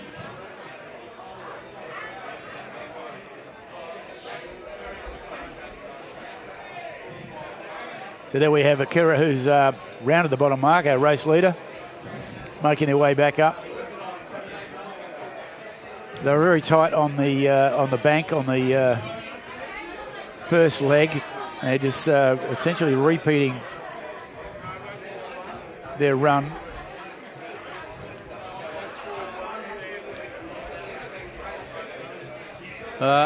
Your women's team is now lying in 13th place. They've got a bit of work to do. They will. 13 and 3 is 16, but 9 of Protopia and 3 or 4 is much less than 16. So they need to pick up a few places. So part of our focus in the commentary on the screen will be to watch the blue boat overtake a few boats. They'll need to pick a couple on this downward leg. Yeah, the yacht that just rounded the mark, number 1. And if we watch them, yeah, that would be cool to see how many boats they can pick up. Yeah, so when you see at the top of the screen, the last boat round there. They've got one ahead of them because there's 2-1-1 done a penalty. So they've got one ahead of them, so they're in 12. So that's our competition leader at the moment. They need to pick up a couple of places. They picked up one. They picked up 271. Boat with no name, Kim Lunig, who had a bit of a wipeout and has cost them a fair bit of ground. They're still in the running. They would need to be in front of the women's team. And they've just taken 2 at that mark, by the look of it. They just picked up 2 at the marker, so... that's 3 off. So that's a 10. 10 and 3 is 13. That means the boat with no name and hissing in the wind... no, not hissing in the wind, Protopia. They'd need to be... they'd need to be out of the way. So... They've just picked up one of their main protagonists in boat with no name, but hissing in the wind still out there somewhere. Yep, they're on the hunt for Protopia. Protopia ahead of them. Having a good run. There's the 2 boats. They picked up the youth team and one of the Vipers. Well, thanks for those pictures, Kelvin, because that's terrific to see. There's a race leader just disappearing off screen on the way to the top mark. East Fremantle women's team, because there's only one place between them and Protopia right now. So that puts the women's team in a very strong position. And the boat looks very steady and comfortable, and it's really sailing well. It's going to be a big day for these sailors. Keeping it still, and we've got only one place between the two, Protopia and them. Yeah, a good position. Thanks, Kelvin, for giving us those women's pictures, because looking for the jibe, you get across. Yeah.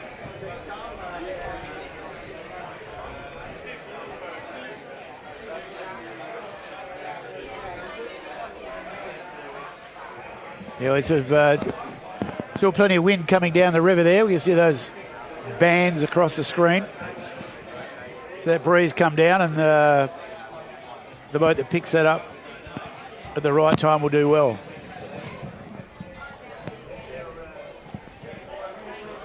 What are you saying, Pete?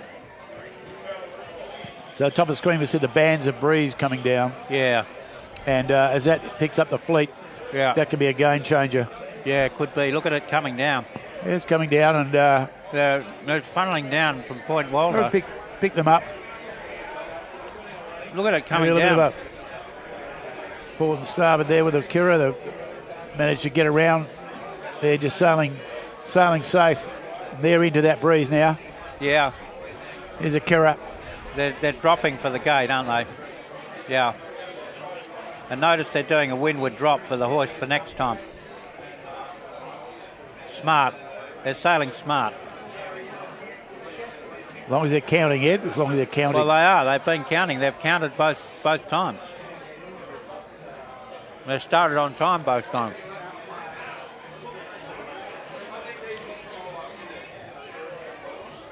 It's somewhat annoying when an elite athlete does well. You know what I mean?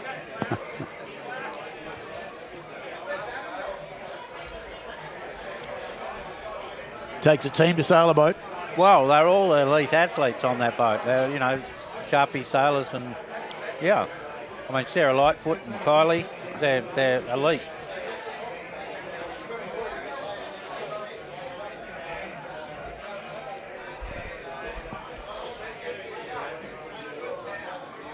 Oh, But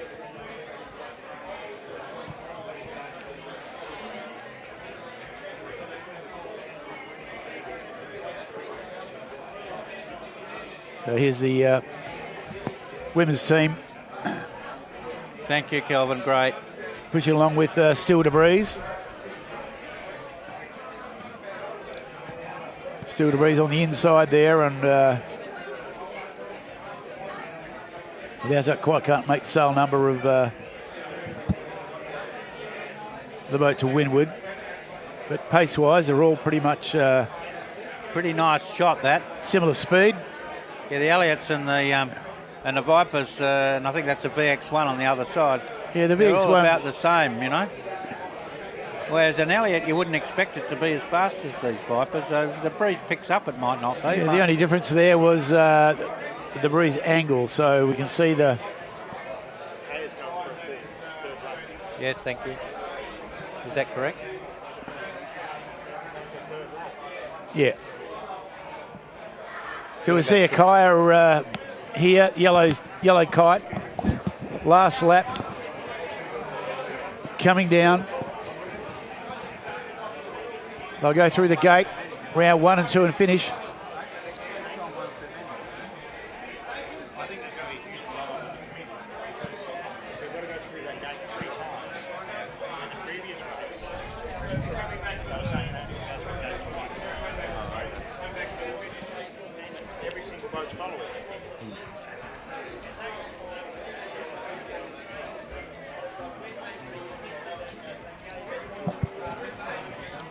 They're quite close port starboard there with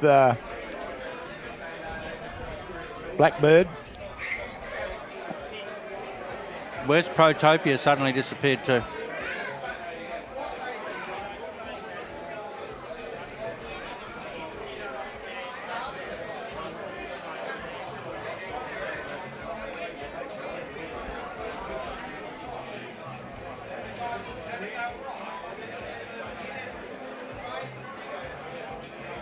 They've got the swirl on the sail. It should be pretty easy to pick up. So here's the women just in front of the club. Coming at us. Making their way. They're having a good run. Yeah. Their boat's been really well balanced, hasn't it, all day? Keeping their position. Yep. Sailing smooth. Yep. In the pressure. Sticking to the middle. If they get enough lift here, they can get around that marker.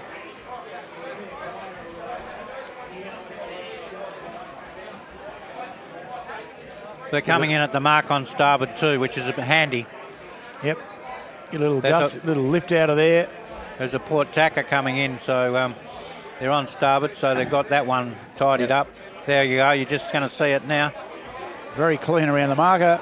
Very clean.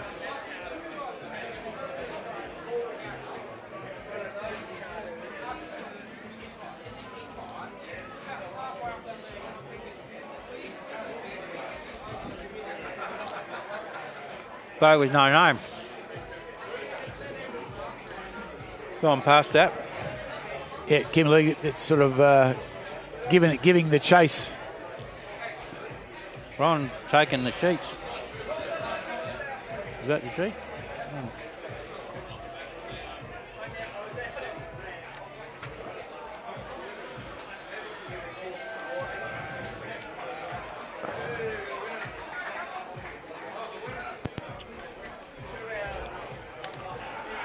Protopia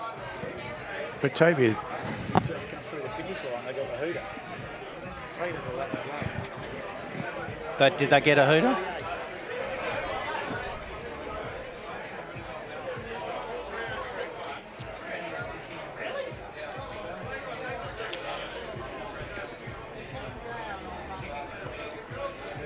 Well, Protopia have just done 2 laps, one less than everyone else. Now, let's watch the state women's team because they're continuing on. And we know Zoe Thompson read the instructions correctly last time. So my money's on Zoe Thompson.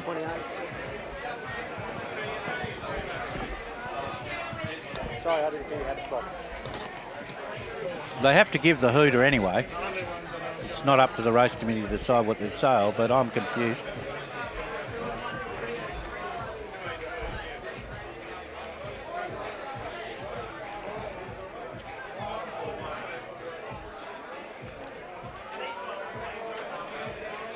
There's 2 of them come in now. 282s come in as well. Liam Peebrow, Blackbird.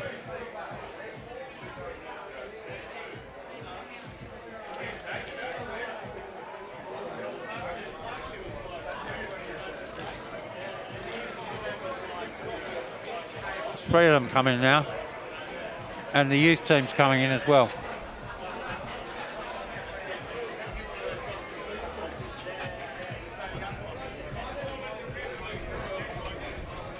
Well, we went through it 3 times. It was 3 times through the gate. That's what it said on the instructions. That's who I've got.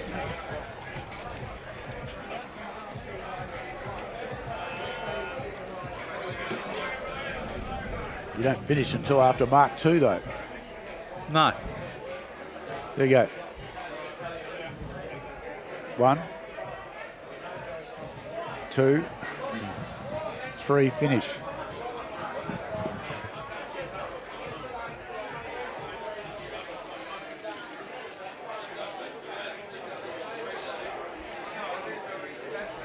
Hang on, they're back out, are they? They're heading back out again. The Joby is in here. They're tying up.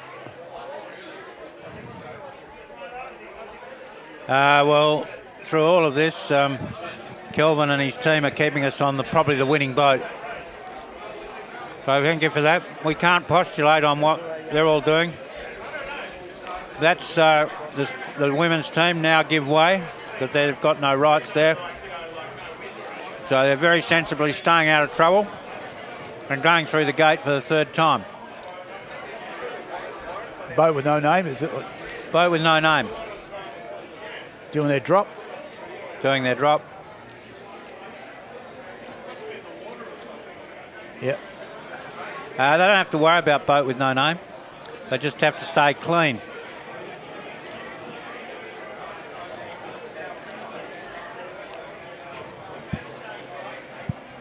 With Protopia tied up on the jetty and the women's team sailing on, and most of the fleet, in fact, sailing on, Warren's on the jetty, and you're going to cross to him now to explain exactly what's going on. Here you go, Warren. Okay, thanks, Ed. What an interesting set of races. Race 2, race 3, people counting 1, 2 and 3. So at the moment we've got 3 boats that believe they've finished. We're hearing from the committee that currently Achaia is still in first, so the race is still on. But 3 boats at the moment believe they've done those 3 roundings or 4 roundings that they should do for the course.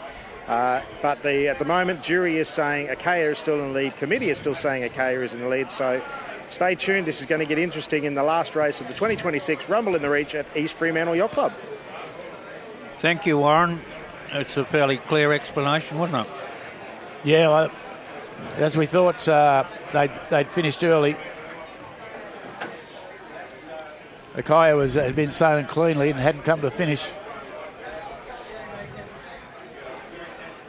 And so at this stage, the boat that we're looking at is looking incredibly likely to be the winner of this year's Rumble in the Reach. The one we see on screen, the women's... the East Fremantle Yacht Club women's team.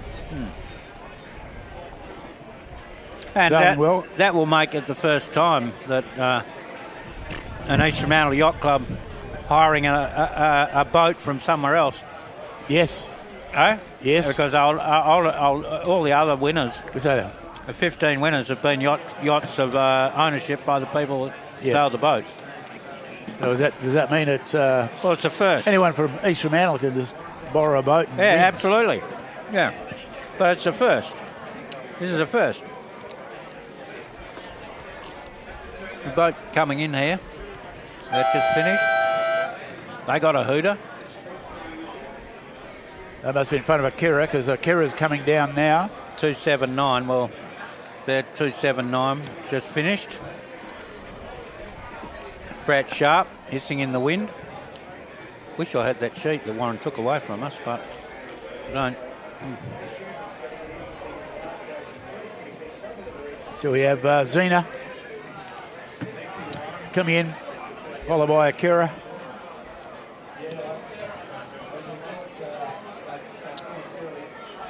Coming through the finish line, so here's Zena. Yep. Akira.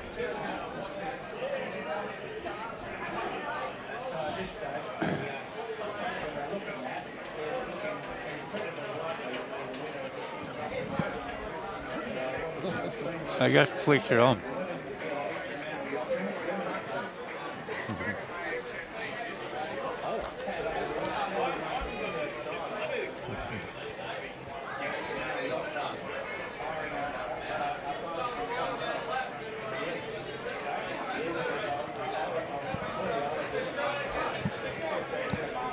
Here's our leading boat.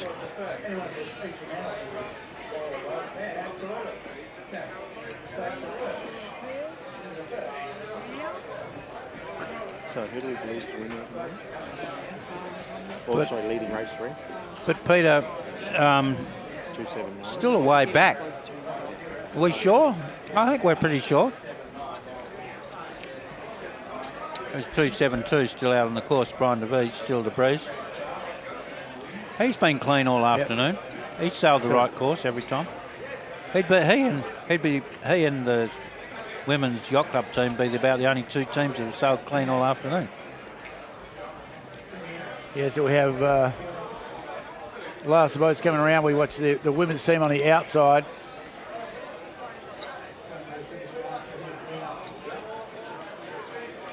Following to the market, coming through the finish line after this, so there are still 2 or 3 boats that have finished. Well, they're earlier than they should have done. Well, they're back in 13th place, but I think that's only because a number of boats finished when they shouldn't have. Yeah, that's correct.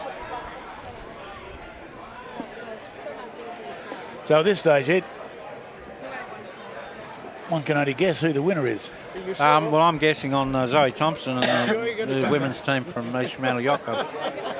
But no doubt it will all be revealed. But there could be a bit of time in the jury room, I think.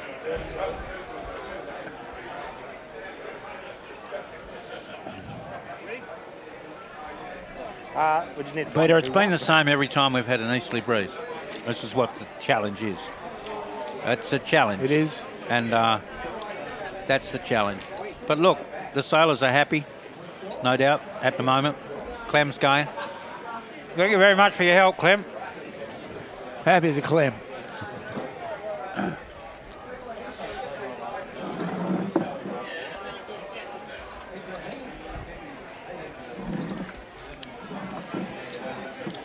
Well, we'll see whether they get a clap from the veranda. The last one to work out. They only did 2 laps at the start and these came through.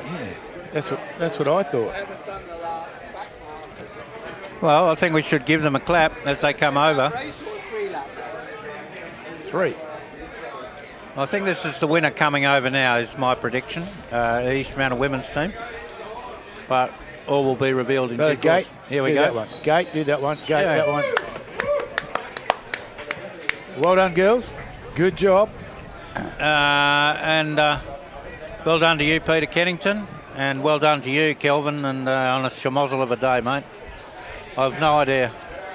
Just can't help Thank you, Ed. It was entertaining's the word. Entertaining's the word. I don't think we'll be asked back next year on our performance.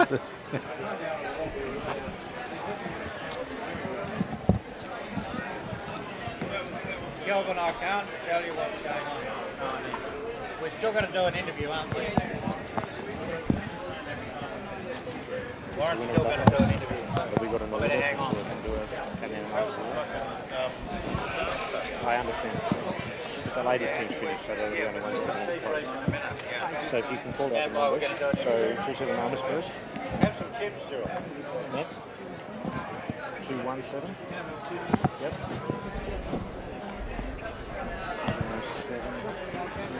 So if you still manage to hang on through all of this schmozzle, I'd be very surprised. But if you did, please wait for Warren's interview with the women's youth team, the women's team from East Fremantle Yacht Club. He's gone out in the boat. He's nearly there. And he's going to have a little chat with Zoe Thompson, an elite Ilka 6 athlete, and the team.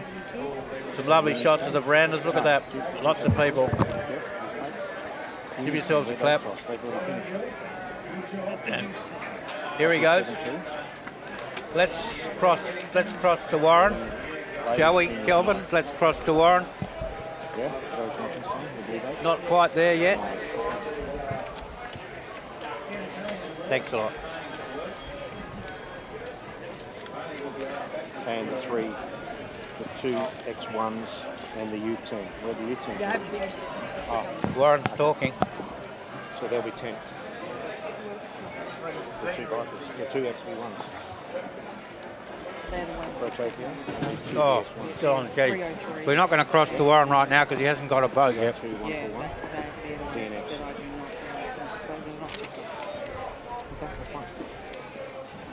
We'll stick with it in case there's some intrepid listeners still there. Peter, you can't fault the pictures we've had all day. That's been a winner. You know, nothing wrong with the pictures and the whole technology. We have not been good because we don't know what's going on. And I think if we don't, the sailors don't either. Okay. So the winner of that race was hissing in the wind. Yep.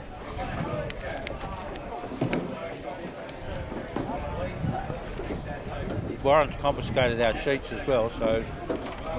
Book anything in Perth?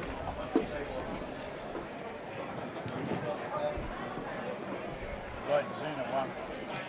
Down over Woodhampton. Yeah. You've got that sorted. I wouldn't mention the roast committee. And I've got to figure out the overall winner quickly. It's been that sort of a day.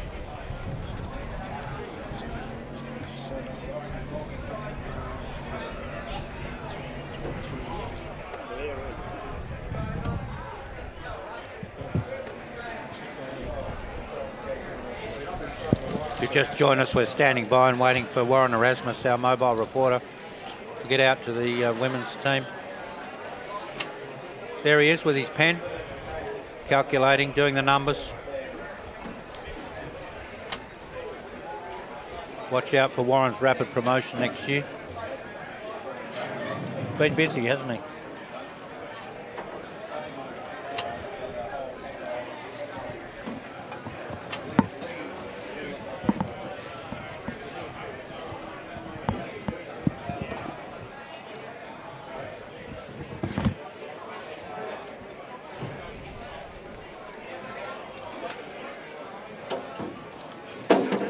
Between his team and the win, or the women's team for these three.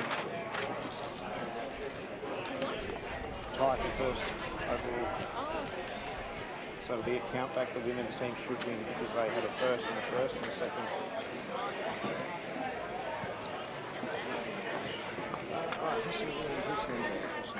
Where is he? Brett Sharp. Can't see where he is. Oh, you missed the Brett. Stay in there and we'll just do it there. Easy. Ready? Still standing by for Warren's interview with what we believe to be the winner. Uncomfortable for you? Can't see where he is. Lost up there.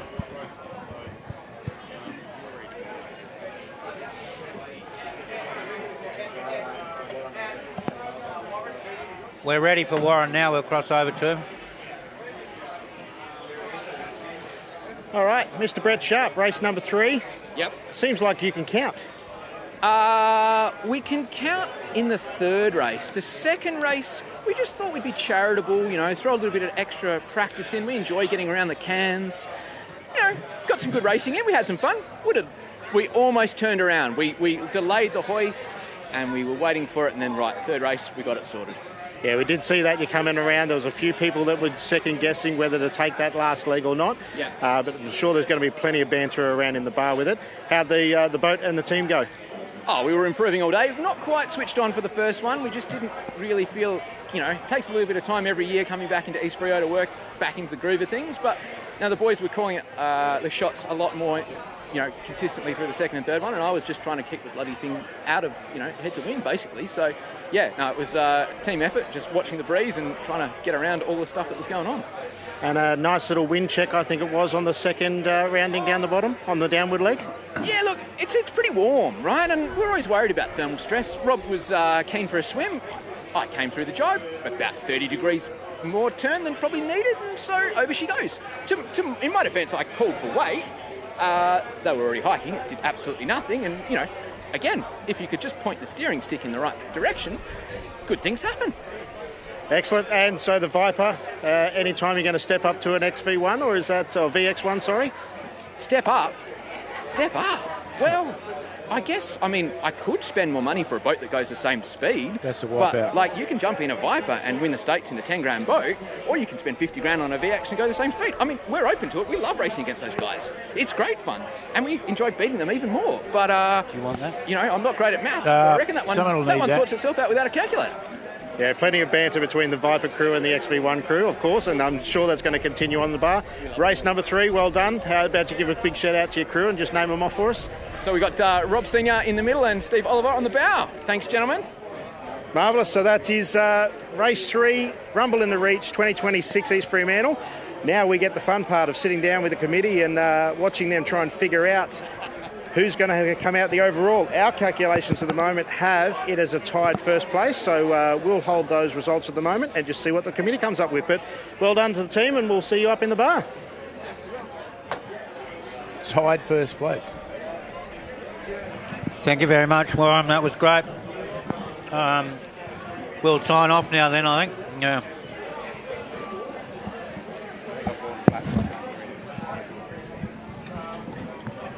Mate, that was absolutely... I've got them back.